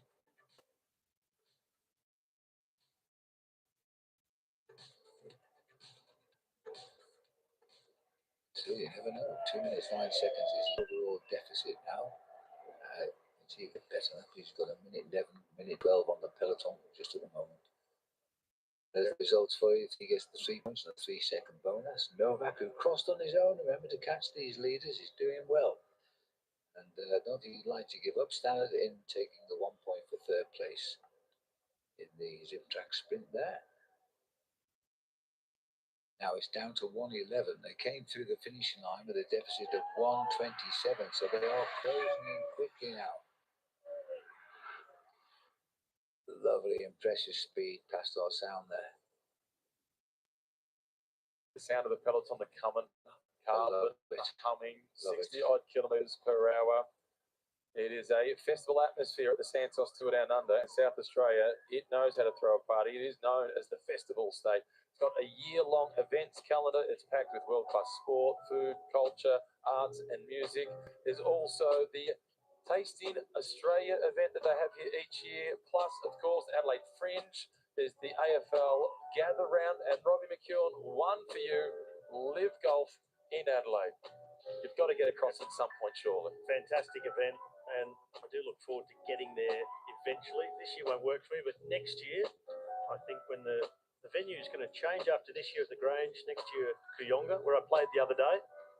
So many absolute choice venues for any event, not just golf, particularly for cycling. And the Adelaide Hills, now we see the tension. It is starting to build within the on. The blue jersey of Anderson, he is moving forward. The tempo is picking up. They are anticipating some attacks to start to come from the main field.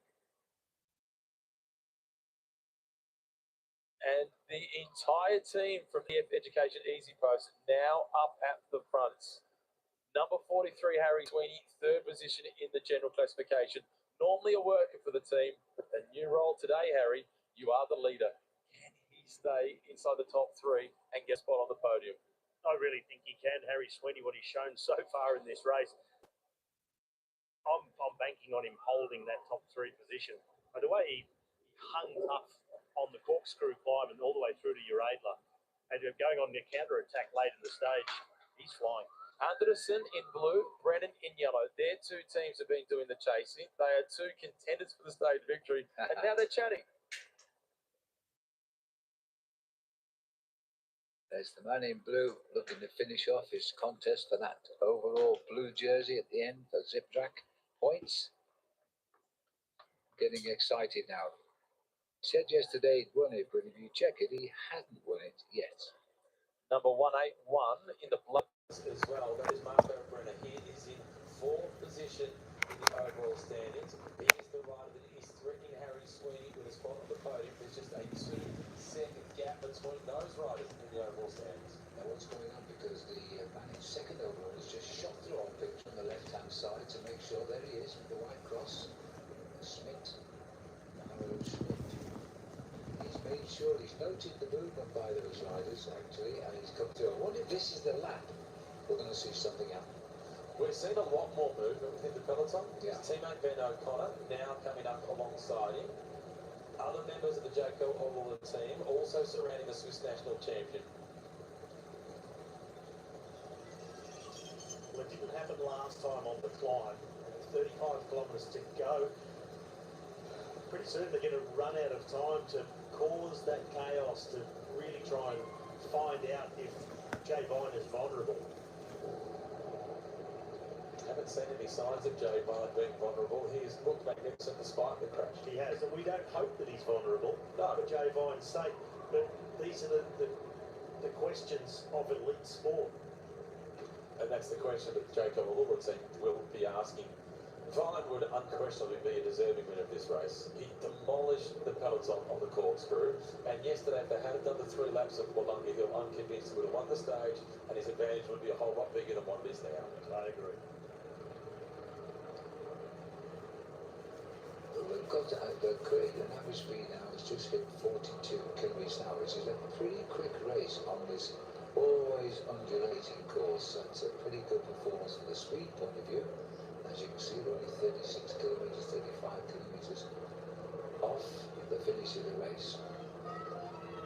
So about 55 minutes, maybe 50 minutes left to race. Now they should start to pull this group back if we are going to. And on parts of this course, they'll just about have them in their sights. Around 50 seconds. Here is the leader of the My Whoosh Young Rider classification, Andrea Raccagni, the Italian who took that jersey yesterday out at Snapper Point, Aldinga Beach, with a 3-second time bonus. Before that, it was a deadlock on time between himself and Michael Leonard at EF Education First, separated by hundredths of seconds. That difference came in the opening 3.6 kilometre prologue last Tuesday evening. So Raccagni has taken the lead, and you can see Michael Leonard there now at 3 seconds behind. Pavel Novak, who is up in the break, is third in that competition at 1:49 at the start of the day. Virtually now, exactly a minute behind the white jersey. Michael Peace and Minnow Hersing, who was involved in that crash earlier, is rounding up the top 5. Yeah, and unfortunately, Hersing is now out of the race. And the reason that the team in the pink colours did a lot of the chasing of the breakaway was because of Pavel Novak. So they wanted to keep Michael Leonard in contention for the white jersey. Although he's in second position in that competition, there he is, number 47. Can he get back into the My Whoosh white jersey? We're going to find out in 33.8 kilometres.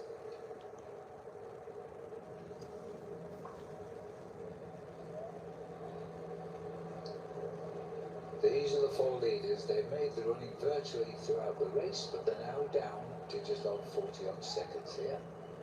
So it's all over on this lap, and then I think the riders will unleash their attacks, because we know for that white jersey competition, if one of those sprinters snatches a small bonus at the finish line, it can change the overall situation on the very last sprint.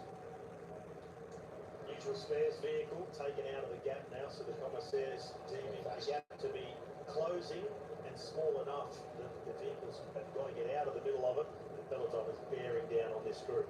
Yeah, 44 seconds. This is where that crash was involving the Kangaroo a couple of laps ago. You'd see the speed they're hitting. That's why there was so much damage when that crash happened.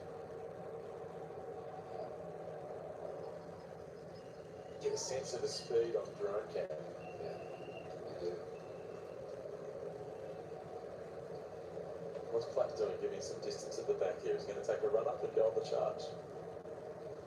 I'm not sure he's going to do that. Luke Platt does tend to get distance on descents and through corners. Often got to play catch up. Yeah, it's not very technical though. Well, he had that back crash in this race, didn't he? When he crashed, I think it was down the Kangaroo Gorge at high speed. Gorge Road, right at the top. I've watched him. It doesn't seem to be the same descender anymore. It has rattled him. He does have the skills. He's capable of doing it, and it is something that the team is working on. It's the skill that you have to bring back. You can get it back. We've had very poor sprinters and descenders in the Tour de France, and they've taken lessons from guys going downhill. There's a definite skill. Thibaut Pinot is a prime example that comes to mind for me. And that's the one I was thinking of. He spent some time with somebody from motorsport, and Platt now going back to the peloton, in fact. He's done. Ooh. Slowed right down to a near stop. And, well, this is enough with the break. Collecting water bottles for his teammates. Yep. Taking on as many as he can. Might have cost him the most competitive ride of all that. And he's not interested in that. He's interested in playing the team role. Pascal Encorn's going to be hard to beat now because he did the first attack of the day, got caught, and then did the attack that created this breakaway.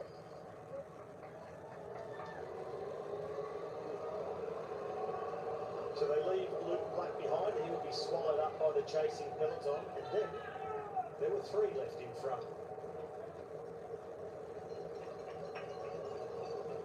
Now there are just two because Pavel Novak has also sat up through the feed zone and let a gap open up, dousing himself in water as well.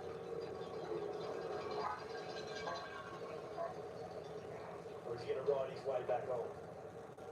Well, this is Novak. We've just seen Platt drop off the lead group, gather all the bottles, and he's waiting for the peloton as far as you can work out.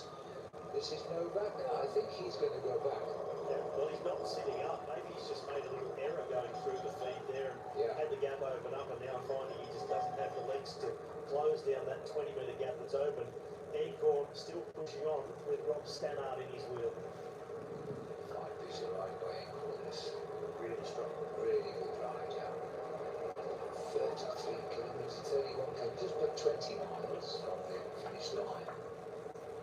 It's 43 seconds to gap up. Encorn, the most experienced man in this breakaway today, in his 9th year in the World Tour. So he's seen his fair share of battles, and he's been able to pace himself really well, look after himself like he needs to on a hot and hilly stage like this one. But you've got to hand it to some of these riders from the Northern Hemisphere that come out of the cold here to a baking hot South Australia, and to perform at this level is admirable. But if we talk about how much easier it is when you've had a whole Australian summer to acclimatise and get yourself ready for this race. Okay. We move into the next phase of the race now as the attack start from the peloton. It's Astana now, who have launched their bid for victory with 30 kilometres to go. Looks over his shoulder, he sees the gap he's been given here. Well, that's 174. Darren van Beckham, the Dutchman from XDS Astana.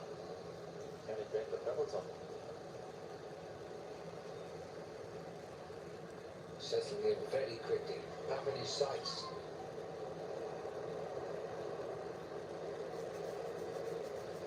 Well, this is Darren van Beckham here. He's just attacked and crossed the void in a matter of seconds. He's picking up Luke Platt, who has dropped from those leading three riders, and he's not even saying, do you want to get on?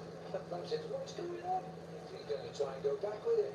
Well, this is then the wrong word for Luke Platt. He set himself up to drop off the brake because he thought, okay, the bunch is getting close now, load up with water bottles, hand them off to my teammates. He then doesn't need to follow this route. You don't need to try and ride back to the brake now. If you sat up and let it go, you let Van Beckham ride straight on past, and you go back to what you were doing. Yeah, don't get drawn into that, Luke Platt. He's got all the weight of the water bottles on him as well. And he can't even get on that wheel about Beckham here. No, well, he's not really thinking through what he's doing at the moment. There's the left turn. And we'll start the climb very shortly as we head round to the last circuit of the Santos Tour Down Under. Pressure is on, the peloton is hovering. So they might make a big rush up the climb here. There's Marlisa bike at the front for Matthew Brennan. They believe that he's got the climbing legs to stick with this peloton and win the stage.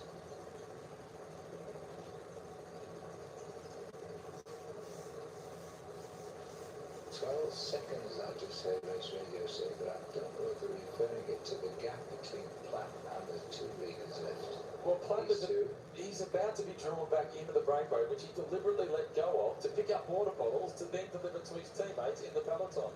Now he's got to carry it. It's a problem being this strong, isn't it? Robbie, when you can be in the break all day, he needs to ride back to the peloton with those water bottles. Yes, but you need to think about what the instruction was and not make a decision like this and act purely on FOMO. And it's his racing instinct. His instinct is to be at the front. I wonder what the instruction is coming over the race radio, because in the team car for Jacob Abula, they'll be seeing these images, and it's on them to issue the instructions to Platt as to what to do. And that might be what is going through that speaker right now from Matthew Heyman. We're not able to hear them, but they're definitely on the race radio, and the message needs to be to Platt. Remember what the instruction just was, why you stopped and picked up all those bottles. Don't bother riding back across to the break. And the boss is in the back seat, the team owner Jerry Ryan. Matthew Heyman on the front. Amazing strength with Platt, but he needs to be tamed a little bit to use it properly. There's Pavel Novak, he's stuck in the middle. We've still got the 2 leaders, Rob Stannard and Pascal Encourt. Yeah. Oh, they're spread all over the road from what was the breakaway. 2 young adventurers, here they are, Pascal Encourt, here, Rob Stannard, number 24 from the Bahrain Victorious team. Pushing on for just 36 seconds back to the peloton. And now we've seen more work starting to get done by the Visma Lease Bike team of Matthew Brennan. They've been sitting just in behind EF Education First and Decathlon working for their teammates. Now the men in yellow going forward, close to the rest of this game, trying to ride a manageable tempo for Matthew Brennan. But they've been able to ride a tempo that suits Brennan and hurts the other sprinters. They've just got to wait and see what happens with the men for the general classification. If they want to start doing some damage, that could be too much for Brennan himself. That will be his big challenge. Novak being picked up here by the 2 chasers, and that'll be 3 chasing, and the spread is very, very minimal now. There's 36 seconds. You've got to get your hat off to Acorn and Stannard up there. I think I might think of Rob Stannard as the possible most competitive rider now. He started the moves. Well, it's really tight. Pascal Encourt was the first rider to attack at all today. Yeah. He was then caught. He then created the next breakaway. Stannard rode across. But what he has done, because he's got 2 teammates that are sitting inside the top 10 of the general classification, he's put the most pressure on the peloton of any of the riders in the breakaway. And he is continuing to do so. Novak has ridden his way onto the wheel now of Luke Platt and Van Beckham. Yeah. So he's been caught by those 2. Yeah. And Luke Platt still hovering now in pretty much no man's land, looking like an upside down camel. Jersey full of water bottles. They were meant to go to his teammates who were coming up from behind. Yeah. They're back in the pack, and he's going to take the bottles back with him. He's not going to share them with these 2 riders he's riding with, that's for sure.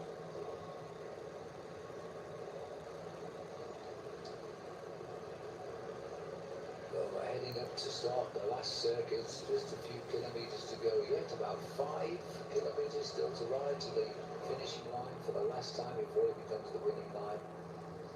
These are the 2 up front. It's been a long day in the saddle for these guys. It really has. Well, they're onto the drag. In fact, just briefly again with Luke Platt, how many extra kilos do you think he's carrying with all those water bottles? 650 grams per bottle. Let's say he's got half a dozen of them. He's carrying nearly 4 extra kilograms up the climb. It is absolutely pointless. Yeah. If he throws them off, he'll get fined. These are all over to the highway. You can throw in the spectators, that's allowed for souvenirs. Ancorn setting the tempo at the front. Stannard in second spot. If two riders are riding pretty star-like at the moment. And these are the three chases. The 31 seconds is the cross from the two leaders to this three. I'd like to know now where the peloton is. They're about 55 seconds behind. So not very much at all, is it? 25 seconds behind. So this group here. Novak's not looking too smooth just at the back there. Dan Beckham is the one doing all the pacemaking. There's your answer, Phil. You wanted to know where the peloton was. They are breathing down their neck. Oh, at least they're happy to be able to give the bottle down to the boys in the back. That's a positive. Yeah. And we've got to get rid of the weight too. I hope his teammates aren't thirsty, because they could have had them 3 kilometres ago. Yeah, here they come. Dan Beckham at the front, second season with the Astana team. He spent 3 years with the Visma Lease Black development squad. They didn't give him the contract up for the World Tour team, but Astana XDS 59. Climbing towards the finishing line for the penultimate time. They'll hear the bell. The peloton looks to me as though they'll be right on the wheels of these by the top of the lap. And there'll be just 2 riders out front.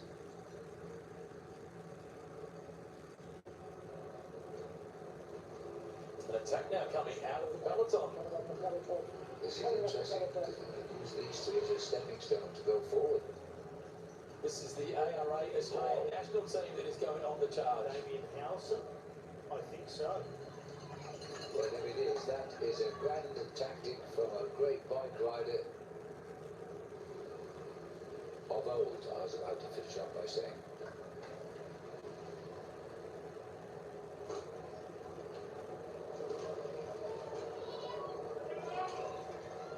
Or is it the local Matthew?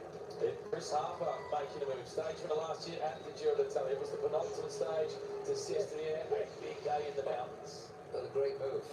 What a great move. Shot ahead of the peloton with a fine turn of speed here, and he's going up the climb. He'll close the gap on those 2 riders in front, and then he could have a glorious last lap. Well, this is a big move by Chris Harper, a man who has been in the World Tour for a few years. Visma Lease Bike, Jaco Alula is this year with the Q36.5 Pinarello team, riding the Santos Tour Down Under as part of the ARA Australian national team. And the message better get around pretty quickly in the peloton about who it actually is from that team going up the road, because that is a really serious move. You talked about maybe no one knowing this climb better than Callum Scottson earlier. If anybody does, it's going to be Chris Harper. Indeed it is. He's grown up training on these roads, hunting his first ever stage victory in the Santos Tour Down Under.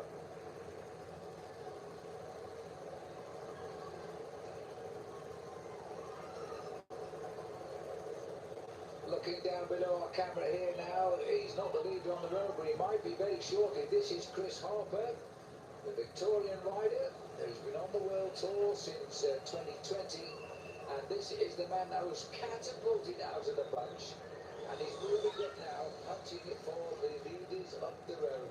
The spread is not a lot, it's only 30 seconds, but the way he came out, the peloton couldn't answer his attack.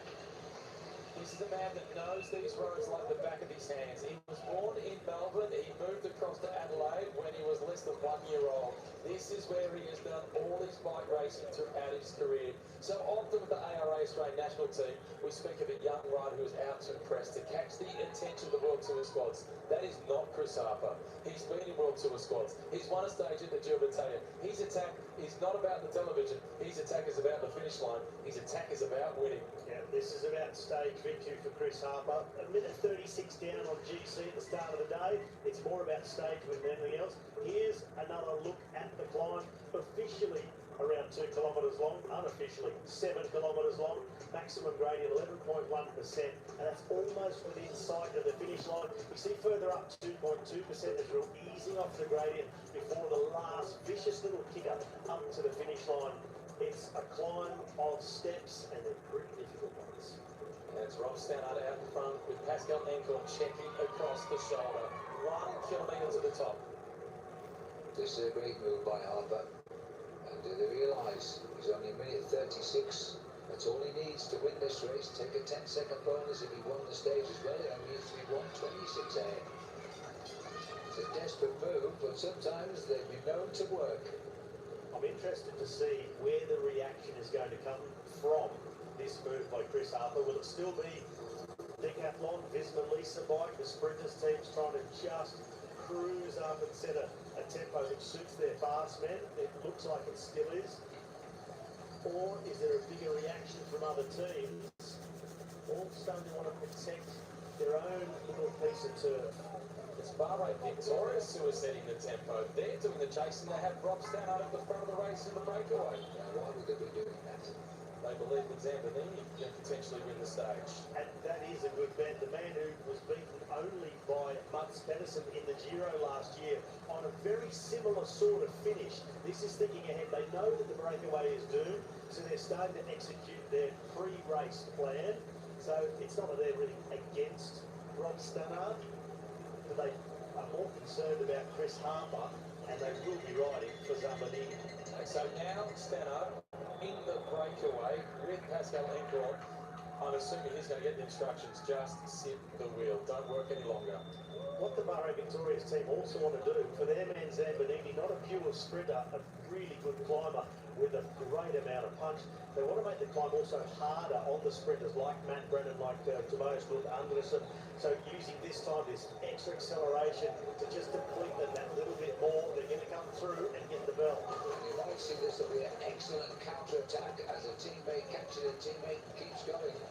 Coming up toward the bell this time, it's lap number 8 about to begin. The last lap of the 2026 Santos Tour Down Under. There's a lot of lively legs somewhere here. Santiago Buitrago who's gone on the move. Santiago Buitrago, the Colombian climber. Here's the bell, 21.2 to go. FX Stage 5. It's all to play for. The reaction coming from the peloton. Well, we are going to be treated to a spectacular final lap now. Well, Bahrain Victorious out to make things really hard, knowing that Zambonini will not struggle with the pace of the climb, the aggression of the race, and they're trying to force sprinters' teams to work hard and then to force the sprinters themselves overboard. And Movistar again, they had Pavel Novak in the break for a long time. Now it's their climber. This is Jefferson Cepeda. Sharp left turn on the final lap. This is that little kick uphill out of Sterling, up and over the rise, and they'll go down through where we've seen the zip track intermediate sprint, whizzing downhill for the first 10 or 11 kilometres of this circuit, and things go back up. Oh, Rob Stannard, the second of the riders from Bahrain, is suffering to try and stick with his teammate so he can offer him some assistance once they get onto the descent. They're over the top of that now. Cepeda, he's slotted into the gap between Buitrago and Rob Stannard, and so Stannard has to try and winch himself across that gap. And there's a couple of others have come across as well, so we're getting a bigger fighting force at the front. This is a very clever move. We haven't seen anything of him the whole race, and he's a noted climber. He's taking his chance now. Cepeda, Buitrago, Rob Stannard, Novak, and this is Gal Glivar, the young Slovenian from Alpecin Premier Tech. Said that a few times, the young Slovenian. How does a nation of a little over 2 million people produce so many world-class cyclists? Following in the footsteps of Primoz Roglic, Tadej Pogacar, of course, Mohoric as well. They just keep on producing, and Gal Glivar is part of the next wave. He's just 23 years of age. Rob Stannard, hats off, breakaway all day, right from the very beginning. His teammate Buitrago joins in. Rob Stannard burying himself to give the breakaway a chance of being able to survive. Inside the last 20 kilometres, will they make it? 5 riders going for gold.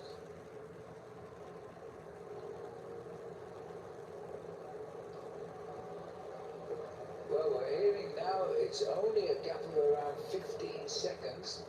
There was a huge reaction that time up the hill. Sort of had the strong legs. Opportunist jump there by Butrago. Rob Stannard, he's done the biggest turn he can possibly do in service of his teammate Butrago, and then unable to catch the slipstream at the back of the group. He's still fighting to see if he can get back, give him one more turn, and then riding into the distance. The young Aussie, what a performance. Yeah, they can't wait for him. His job is done. Hats off to Rob Stannard.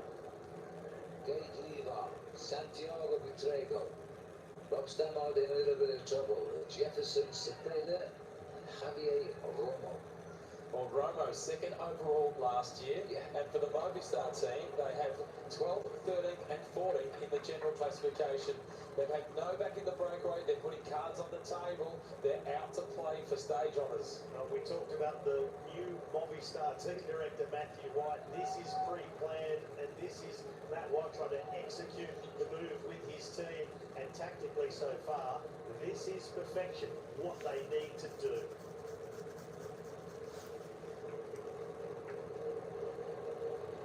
We've got four riders at the front now, and they are pushing for gold here because we've got Glivar, Butrago, Cepeda, Jefferson Cepeda, and Javier Romo. Now Romo, we finished on the Wollonga Hill a year ago. He was in the ochre jersey. He lost it in the way up to the climb and the finish line, and he finished second in the race. Now he's found his way into the group. This is the hunt for a stage victory for Javier Romo. He's got Jefferson Cepeda, his teammate, with him. Glivar is the rider in the blue colours from Alpecin, and there's Santiago Butrago also in the bluish colours of Bahrain Victorious, who is at the back of the group. All four strong climbers, all four a chance to hold off the chase from the peloton. And that's what it's all going to depend on, where the reaction comes from. And now it's UAE, Jay Vine in tow. That is the entire team at the front of the peloton. Yes, there are just three left. Limited resources, perfectly managed.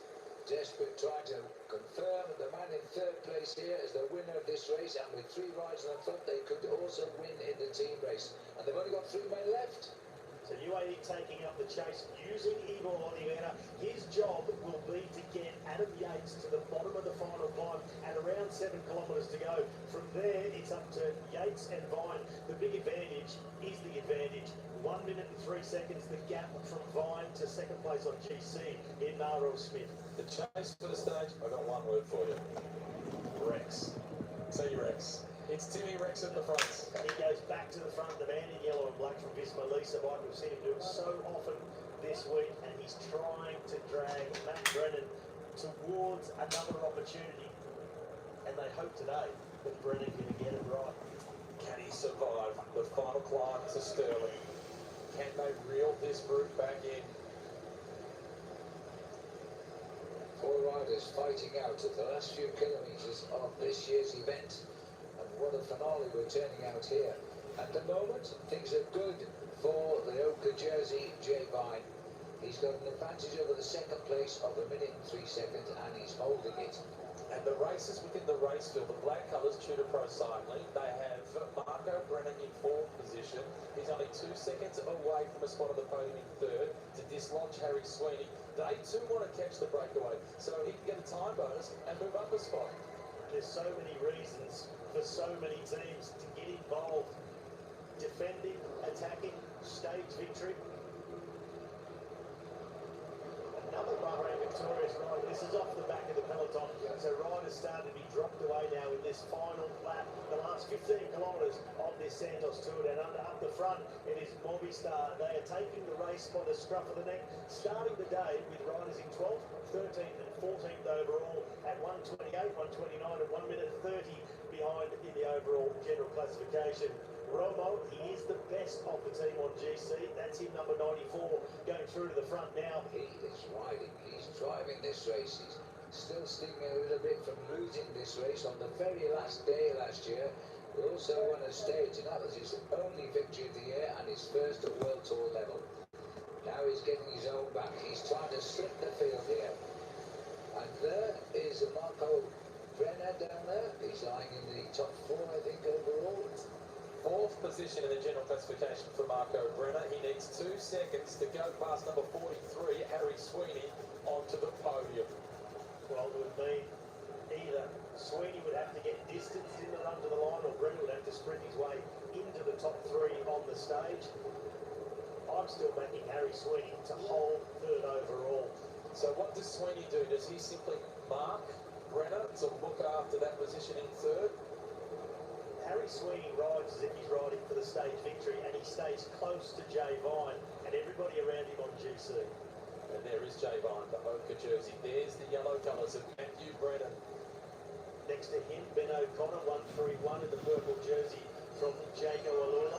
Could he be the man to try and light things up to launch Maro Smith for the stage victory? Because now, with 13 kilometres to go and the general classification gap of 1 minute and 3 seconds, they're not closing that. It's race over for the Oka jersey. Vine survives, defends his race lead. There is Maro Smith.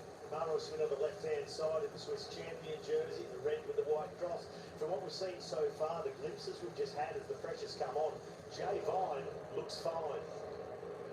Romo is actually racing for Sweeney's third place overall, and he's close to getting it if he gets a gap here, plus a bonus at the finish. Harry Sweeney may slip down a place, and also Schmidt is also getting excited too, because it's a fabulous attack here by Harry Romo. We've spoken so often about the virtual general classification. Romo, currently in virtual general classification, is in the third position. He has dislodged Harry Sweeney. And his teammate, Jefferson Cepeda, he's up in the fourth place. So expect to see Harry Sweeney's boys in pink drive this race close now. They'll be getting worried about the podium for sure. This last lap is having the last say in this year's Santos Tour Down Under, that's for sure. And they are absolutely flying at the moment.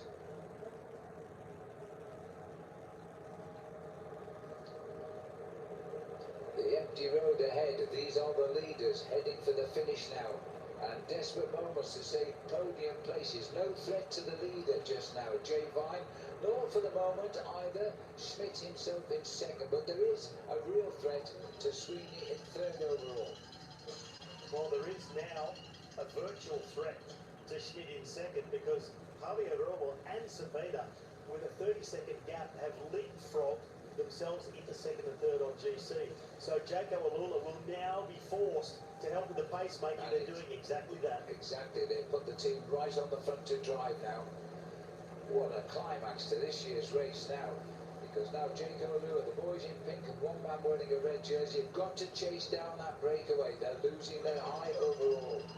And look at this, they know about it too. And so do the teammates of Harry Sweeney, the pink jerseys. They're also fighting for that podium. Well, a move like this from the Movistar boys, that would be enough. A 30-second gap would be enough from anybody in the top 20 to end up in second overall. That's how tightly packed it is between second and 20th. That's what this race is normally like for first place. It highlights how superior Jay Vine has been. Yeah, you're absolutely right. And he's taken the knocks along the way as well, not least today. This is led by a kangaroo. Yeah, this is working out well now for UAE. Severely depleted in terms of numbers due to crashes, 3 riders left in the race. But the way the situation is at the moment, all Jay Vine's rivals have been forced to attack and chase each other. They can just follow the wheels along with Adam Yates. It's almost a done deal. And you have to give credit to Oliveira and Yates for the job they've done of managing their resources and supporting Jay Vine. There's the current general classification. Vine on top, 103 to Schmidt, Sweeney at 112, followed by Brenner, and then it is Cron, rounding out the top 5. But if we were to make a virtual classification behind Jay Vine, you would now see 2 riders from Movistar. The gap is 32 seconds, and they've now moved themselves virtually into second and third overall. Number 91 is the rider virtually in third place overall. That is Jefferson Cepeda. 10 kilometres to go in this Santos Tour Down Under. Cepeda, a little gap opens up, rides himself back into the wheel through the dip.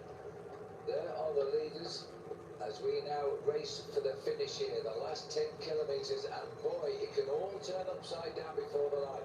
I think the only man who's really considered safe just now on time race is the leader, Jay Vine. The rest could all be switching places for the podium if they don't pull this group back.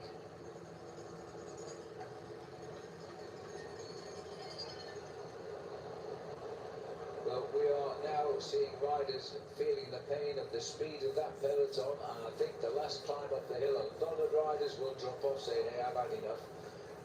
And it's going to be one heck of a battle for the sprint bonuses on the top of the last lap. Good to see the red number still in the peloton. Matthew Greenwood after a big day in the breakaway to Alunga yesterday. Hanging on in there, and like Phil said, as soon as we hit the base of the climb, which is actually at 7 kilometres to go, you're going to see this peloton just absolutely strung out with massive gaps between. It's all or nothing for some of these riders now, and that's about a 7-kilometre ascent. And we're just about in panic stations territory. 34 seconds the gap to the leaders. Jay Vine won't be panicking. He had a 1.5 minute lead on the riders up the road. But everybody else who hopes to stand on the podium flanking Jay Vine, they've got to do something about this. Adam Yates now goes to the front with Jay Vine in his wheel. Making sure of it. So Vine, the ochre jersey, he's got 9 kilometres left of defence. And he has a 1 minute and 3 second advantage over Mauro Schmid. The 4 leaders with 32 seconds. The long empty road ahead, but all the action is coming up fast from behind. Yes, we've got these 4 riders still in front, and they could cause a change in the situation for the podium. We've still got Vivo, Butrago, Cepeda, and Romo. And Romo is the rider who lost his lead on the very last sprint last year and finished second in this race. But now he could be displacing Harry Sweeney in third, and it might get worse. And maybe even Mauro Schmid in second, because on the road at the moment with a gap of 30 seconds, he has leapfrogged over Mauro Schmid and put himself into the position virtually in which he finished the race last year. Which is exactly why Luke Durbridge now has gone to the front to do the chasing, to defend that position of Mauro Schmid. Harry Sweeney trying to defend third. Marco Brenner trying to take it off him. NSN also at the front. This is Simon Clark. A big turn from Clark in what is the second last race day of his career. The last 7.8 kilometres of his Santos Tour Down Under career. Where he made his debut in 2006. He came here as a kid, wanting to make it into the pro peloton. He leaves as a proud Australian with 20 years in the pro peloton. He's got his kids with him, his wife, his parents are here as well to celebrate the end of the career of Simon Clark. Now, his team's got no one to defend on GC. Their sprinter Ethan Vernon, I think this might be a little bit out of his range, but Simon Clark, that's a big turn of pride, and I'm still really happy to see him do it. Great to see Clarkie at the front. Phil, the breakaway, they're still working cohesively. These guys can climb. They'll be looking forward to this long climb up to the line. They've done it 7 times as a dress rehearsal. Now, can they get the time they require and upset the leaderboard? I think it's fair to say that Jay Vine, if he stays in the pack, is going to be okay to win. But the other 2 are in a little bit of a desperate situation, second and third. In their favour for Mauro Schmid and Harry Sweeney, they've still got resources in the peloton. They've got teammates they can use to set the pace. But then the big question mark around that is, do they have the power left in the legs to actually close down this gap? It's now gone out to 33 seconds. Simon Clark peels off. Riders from Visma, Lisa Bike peeling off. The resources are running out at the front of the peloton. 6.7 kilometres left, but sure to be on the climb and flying up it. There's got to be an incredible reaction from the peloton, otherwise we'll be calling a different podium tonight for sure. Nick Schultz moving in the front. Could he do the job for NSN? Get them back-to-back stage wins. I'll take your hats off to the way the riders have ridden this race. There's Mauro Schmid. Barrett's in the red and white cross. Doesn't look too upset, maybe he doesn't know where they are. Those pictures are the teammates too of Harry Sweeney. Schmidt sitting around midfield at the moment. He needs a teammate to go to the front and just keep the pressure on. The gap now shrinking, 26 seconds. This is Cepeda at the front, then Galdivar, Santiago Buitrago slots in, and Romo. He's not here. He's driving, isn't it? No, this is Jefferson Cepeda, who is on the fronts.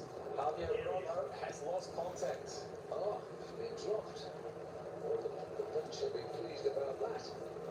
Well, they've got 1 under control. There's still 3 more to catch. Let's just have a look at that 20 crack. Let's see the replay. Big acceleration there by Santiago Buitrago. Romo, I think he done 1 more big turn trying to launch Jefferson Alvaro Cepeda to towards the top of the climb. That's worked. It's worked in favour now of the peloton. One less rider up in front to push the pace, and they've narrowed the gap to 25 seconds. This is the peloton on the climb being stretched to the full. Very soon now we're going to see riders who've had enough of this climb and start to drop them off. Only this. Okay. That's right. This is a hard one. There's Romo picked up by the peloton. NSN still pushing it on the front, so they're putting resources in that they believe that they can get two stage wins in a row. Yesterday was Ethan Vernon. Today, could it be the turn of Nick Schultz? That's George Bennett there in second wheel. Also, Tudor Pro Cycling now getting up doing the work by Florian Storm in for their man Marco Brenner, who started the day fourth overall. He's got a lot to lose if they don't catch these men up in front. Jay Vine looking composed, dealing with the pressure of the Oakers jersey. Sitting on the wheel of Finn Fisher Black, Jay Vine, and he's looking composed, he's looking smooth. He just checked behind, sees Adam Yates is there still shadowing him. It's looking good for Jay Vine. Finn Fisher Back was amongst the sprinters 2 days ago. He came close to the stage victory. I'll start to pick your favourites for a finish up here. I think the pace is going to be so hard for the sprinters. It's going to make it a very level playing field between the likes of a Finn Fisher Black, a Matthew Brennan, and the other sprinters. I think they're going to be hard pressed to be in contention. 5 kilometres to go. That's a long way. 3 miles. And they are lifting the pace now. It'll be tough for them to survive completely here. This is Cepeda. He's anxious to try and stay clear. Buitrago is here, and Guy Glivar. Oh, they've got no time to think anymore. They're desperate. They're like scalded cats out there. Gal Glivar, the rider with the unlucky number 13, he doesn't believe in that. He hasn't even put one of the numbers upside down. And this is nothing less than 100% effort. The gap now down to 19 seconds. When they hear that across their race radio, they'll be starting to get a little bit disheartened. They got out to 34 seconds. It's been almost halved since they started the climb. Glivar is on the ropes. Buitrago is the one who is throwing the punches at the front. He's asking the question to the legs of his 2 breakaway companions. I think Cepeda might try and drop those other 2 riders. He's putting himself in the position to do just that. There's still panic going on down here. The riders swing away. Florian Storm, he couldn't follow the wheel now. The pressure being put on at the front by Uno X Mobility. And they've got 2 riders inside the top 10. They have 5th and 8th place overall with Andreas Kron and Anton Champing. Red Bull Bora Hansgrohe in second and third wheel of the chasing peloton, still just closing that gap across to the rider of Uno X. They're guiding Finn Fisher Black up the climb, and he's looking good. Look who's with him, though. Another Kiwi, Lawrence Piffy, who's having a great tour this week. Placed again yesterday. Adam Yates now pushes forward, gets himself in front of Jay Vine, slots himself in between the Red Bull Bora Hansgrohe riders. The Kiwi combination for Red Bull Bora Hansgrohe. Jay Vine, he now gets into the wheel of Adam Yates, who takes over at the front, the pace setting. Just keep Jay Vine in a strong and safe position at the front. He doesn't need to fear anybody now for his Oka jersey. He just has to get there safely. Brennan is still there. So too is Mikhail Kwiatkowski, a world champion almost 12 years ago. Can he turn the clock back? Would that be nice? Everybody would be a dry eye in the house if he was to win. He's got to catch this gap, close this gap. He's got 3.6 kilometres to close 16 seconds. Matthew Brennan holding his position really well, and that's been his Achilles heel throughout this race, holding position, being there when it counts. He's looking good on this climb so far, but expect another rush, especially when they go through that flatter section, hopping across the roundabout in Aldgate before the road kicks up for the final time. They fly over the roundabout in Aldgate, and then we start the final kick up towards the line. And this peloton won't be like this at all. It'll be straggling all the way to the line. The strong will out at the front. Still fighting for the position of Harry Sweeney, his team, EF. Jay Vine, what a way to defend the Oka jersey. Second position, up the front, out of trouble. Adam Yates is done. Vine is on his own. He's in the final 3 kilometres now, Jay Vine. He'll be in relative safely from here. The time, that will not be an issue. Just get him to the line, and he's got it won. Jay Vine himself now on the front of the peloton. Little trek up there in numbers is now Gebre Xavier, who goes to the front to try and close what's left of this 15-second gap. No slowing in tempo whatsoever here now. The blue jersey, Anderson, he's had 1 win and 2 second-place finishes. He's in with a big chance to get his second victory. This is where the road dips down high speed, down into Aldgate, through that roundabout, little flat section. Then it kicks up slightly out of Aldgate, eases off in the grade into a false flat. When they turn into the edge of Stirling, that's where the road starts to step up, and there's 3 nasty ones. 12 seconds the gap. We're heading now into Aldgate. Here comes the roundabout. A little bit of bunny hopping required. The quickest way is straight over the top. They've gone the long way around it. Cepeda is right in this race too. This is going to be an incredible ascent up to the line. 10 seconds the gap is now. We could see a bunch sprint here. We could well do, but it can still blow to pieces, and the peloton split on the run to the line. It's now Visma Lisa bike for Matthew Brennan. He's in third wheel in the yellow. They're starting to line things up for the young Brit who won 14 races last year in his debut season. They've still got to close 7 seconds, but they've now got them in their sights. Watch out too for Decathlon though, because they're lining up their leader, and that is Anderson in the blue sprint leaders jersey. Well, we've got a Cepeda off the front. He's the man in the middle in the white jersey back in the peloton. The other Cepeda, his cousin, was starting to make a move as they came out of Aldgate. 5 seconds the gap. They swing to the right, back to the left. Flatter section of road, 1.3k to go. The chase still being led by the men in yellow from Visma Lisa bike. Lund Andersen, he's sending his men from Decathlon forward. Look for the blue jersey. The man leading the Zip Track points classification. They're bearing down on them. Uno X are lining up behind them as well. This one's going to be tight. There's a crash. I can hear a call. There's a crash somewhere. Touch your wheels down back there. As a catch is coming here with a couple of, maybe just 1 kilometre to go as they've got them in the gun sights now. It is Visma. That is 1k to go. They're just about to make the catch. Santiago Butraga, he pushes again. Glivar slots into the gap in front of Cepeda. But there's the yellow train for Matthew Brennan. Vamos mi gente, dejemos ese like. This is where the road really starts to kick up. They're approaching that maximum gradient of the entire climb, 11%. This is where it really starts to hurt. This is where the climbers with a bit of punch start to take it to the sprinters. And Red Bull Bora Hansgrohe are now pushing forward with Finn Fisher Black. Sam Watson is also there, the British champion for Ineos Grenadiers. There on the right side, the bright orange colours. He's in the white jersey with the blue and red stripe. They're closing down for the line now. Visma has been a little bit split up there for Matthew Brennan, but nonetheless the race goes up towards the last few hundred metres, virtually all together here. Kwiatkowski in second wheel, then it's Matthew Brennan behind him. Finn Fisher Black is lined up in the wheel of Brennan, and then it's Lund behind him. Uno X Mobility up there with Anton Charming, a man who's got a spot in the top 10. Jay Vine is now safe. He'll win the Santos Tour down under. The lead out now from Kwiatkowski. 300 metres to go. Second position, Matthew Brennan. He's poised. Early attack now. Is that Brady Gilmore? It is. It's Brady Gilmore. He swept on the wheel of Ethan Vernon yesterday and protected him. Now he strikes out on his own. Brennan's trying to get over the top, and this could be the win. Brennan is over the top of Gilmore and takes down the line.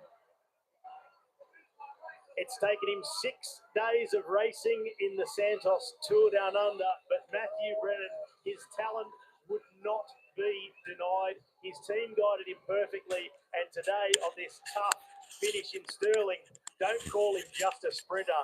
He can do it all. Matt Brennan, superior in Stirling. He has opened up his account for 2026. He got his professional career started here last year where he was frustrated with the second place finish. He was frustrated on the opening stage to Tanunda with second. That frustration has been washed away and it is filled with jubilation as the biggest story of the race is Jay Vine, for the second time in his career, is the winner of the Santos Tour Down Under. Who won? Jay Vine asking, well, who won? Jay, you did, but also Matthew Brennan did. He's won the race, but what a number of shocks he has had along the route since we started this race back in Adelaide a week ago. That was a fabulous result, a great sprint, and in the end, boys, you finally named the winner, having picked him every day. Well, this is the day I said, all right, I'm going to do him a favour and say he won't win. That's there correct, you did, yes. The commentator's curse can be real. Jay Vine, greeted by his family. He's wrapped up his second Santos Tour Down Under. Boy, that was some race today. And this one for Vine with so many challenges thrown at him. Oh, he's a tough man, this Jay Vine. He finishes with only 2 teammates.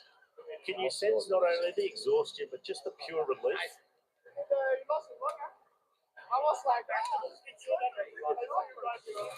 Well, there we go.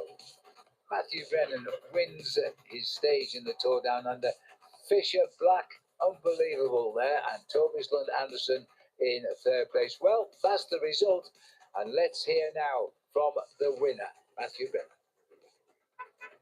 Matthew Brennan, it's been a big week, but you finally got the job done. That's got to feel good.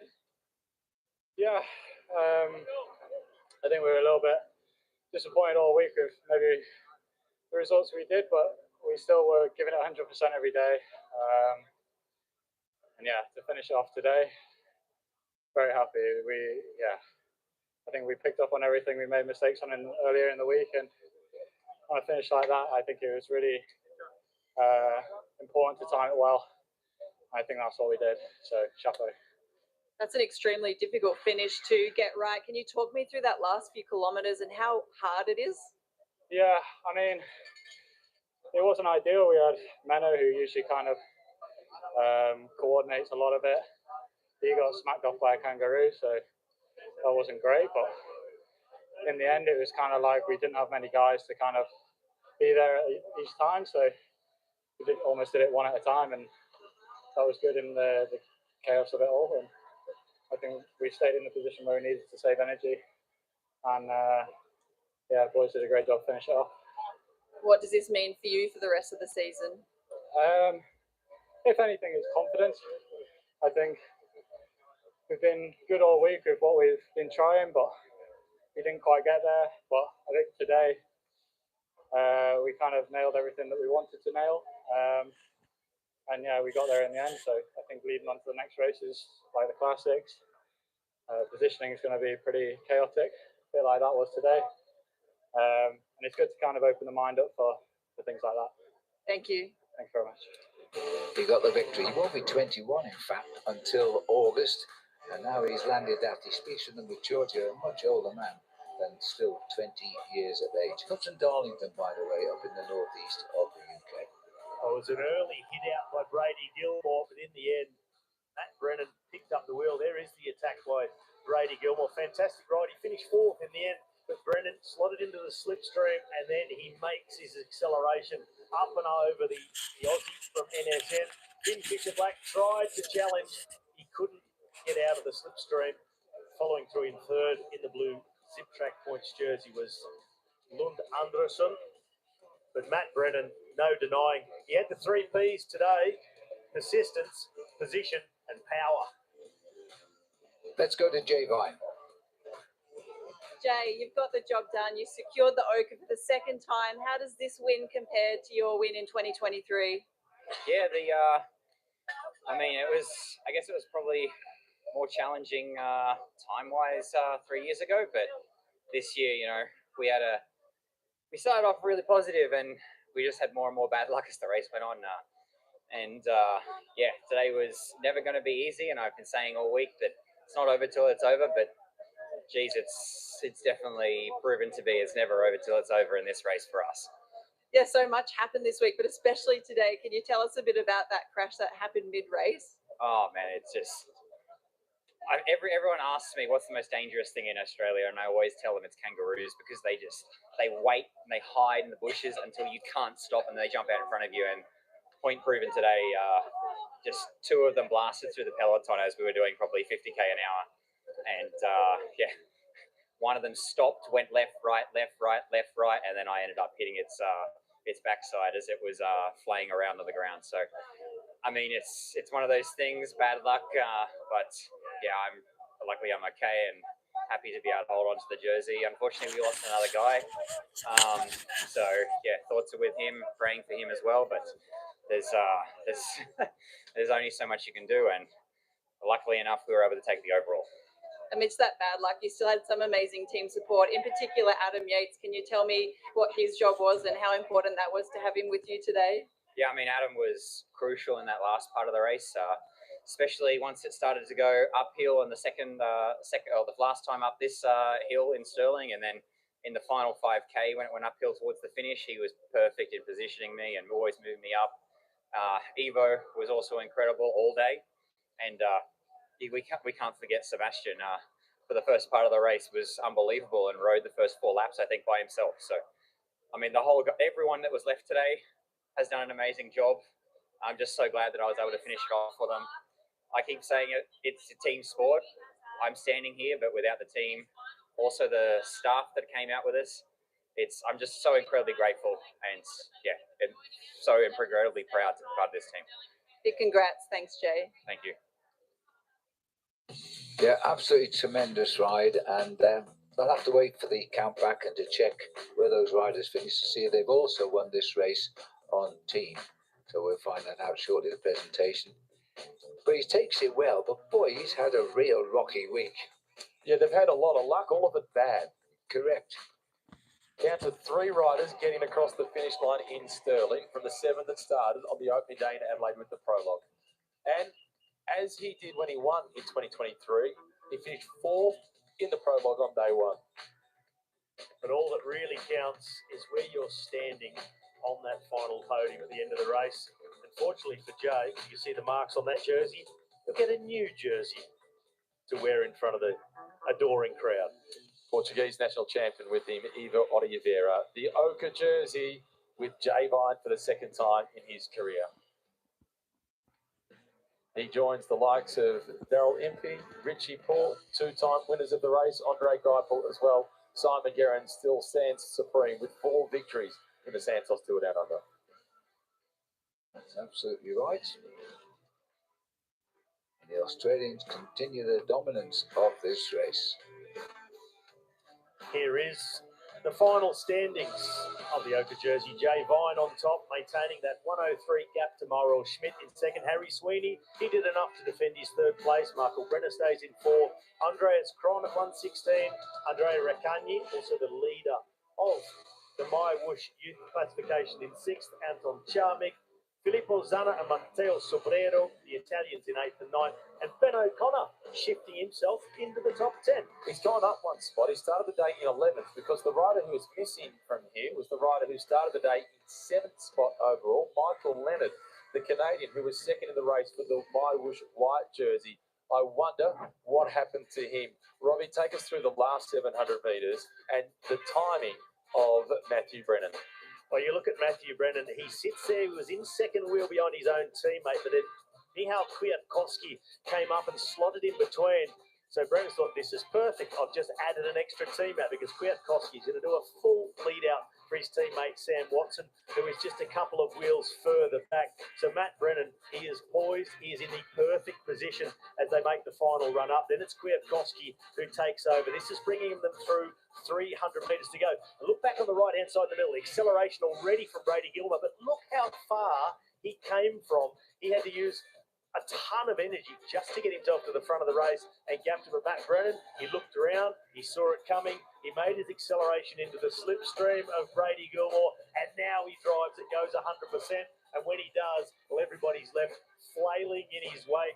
Matt Brennan, he gets the first win of his 2026 season. Lawrence Pithy, it was in, not Lawrence Pithy, sorry, Finn Fisher Black, the other Kiwi from Red Bull for a Hansgrohe. He was in 2nd spot. It was then Anderson in 3rd position, and Anderson, his worst result in the sprints has been 3rd place, 2 seconds, a 1st and a 3rd. Let's get down to Simon Clark, who has now ridden his final ever stage in the Santos Tour Down Under. Simon Clark, last stage of your last ever Santos Tour Down Under. You look like you had a good day out there. Yeah, look, it actually went reasonably well. I think there were a lot of tired bodies after yesterday's stage in the heat, and I felt like we raced a little bit conservatively as a bunch today, so hence why we saw more of a a group sprint and not too many time gaps. And we just did as best as we could in the last lap to set Brady up and made sure we caught back the last three guys in the breakaway and then did what we could for the sprint. I haven't seen the replay yet, but I heard he gave it a red hot go. Brady certainly gave it an amazing crack, and that they must be using you still so much to learn from. How has it been to be a team captain, a mentor to these young guys coming through, especially the Aussie guys? Yeah, look, the last couple of years, you just try and pass on as much knowledge as you can, and not every young kid is interested in learning from the older guys, but when you get young guys like Brady and Derek G that really want to learn, it motivates you to try and teach them everything you can in the short time that you have. And with the Santos Tour Down Under, what has it meant to your career, and how important is it for Aussie cycling in general? Oh, it's massive, and hence why I asked the team if I could retire here, because it's my favourite race of the year, and to be able to come back here and do a final race in front of the home crowds, there's nothing better. Thanks, Clarky. Good job. Thanks, man. Yeah, well done, Simon Clark. It's au revoir. I'm sure we'll see him elsewhere around the world. What a sprint finish, and we continue deciding this race on sprints.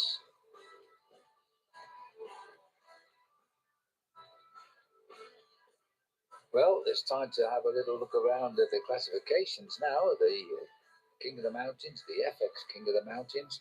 That was a one-man race, as it's turned out in hindsight, by Urinstad. He was on the attack from day 2 of the race, stage number 1, and he stayed out front for more than half of the week, I think. And he's finished up with 44 points, chased all the way by Pepijn Renderink in 24th place. Well, he really is a real champion of the mountains this week, so let's hear from him now. Martin, well done for securing the FX King of the Mountain jersey. What does this mean to you to take this jersey home after some very tough racing? I'm really happy to take the jersey home. It was a hard couple of days, so yeah, I'm happy to have a rest day tomorrow. And yeah, it's really cool with the jersey, and yeah, show the team colors and have some fun was really great. How was the stage out there? Was it pretty nervous? It certainly looked very hard towards the finish. Yeah, I think it was hard from the start because I need to watch out for Reindrink. He was the only one that could take the jersey, so. And he went hard to get in the breakaway, so I need to go after him. And yeah, it was a tough start, but yeah, then it was just to secure the jersey and come to the finish. So I was happy about that. And is this a really nice way for you to set up the rest of your season? Do you feel like you've got some good form coming out of this tour? Yeah, I think the shape is really good, and after this, I think it's probably even better. So yeah, I'm happy to start the season this way. Thank you. Well done. Thanks. Well, he's been a very confident rider there, the FX King of the Mountain jersey winner. He's done terrifically well, Martin Urienstadt. And boy, I think we'll be speaking more about him as this season unfolds, Matt.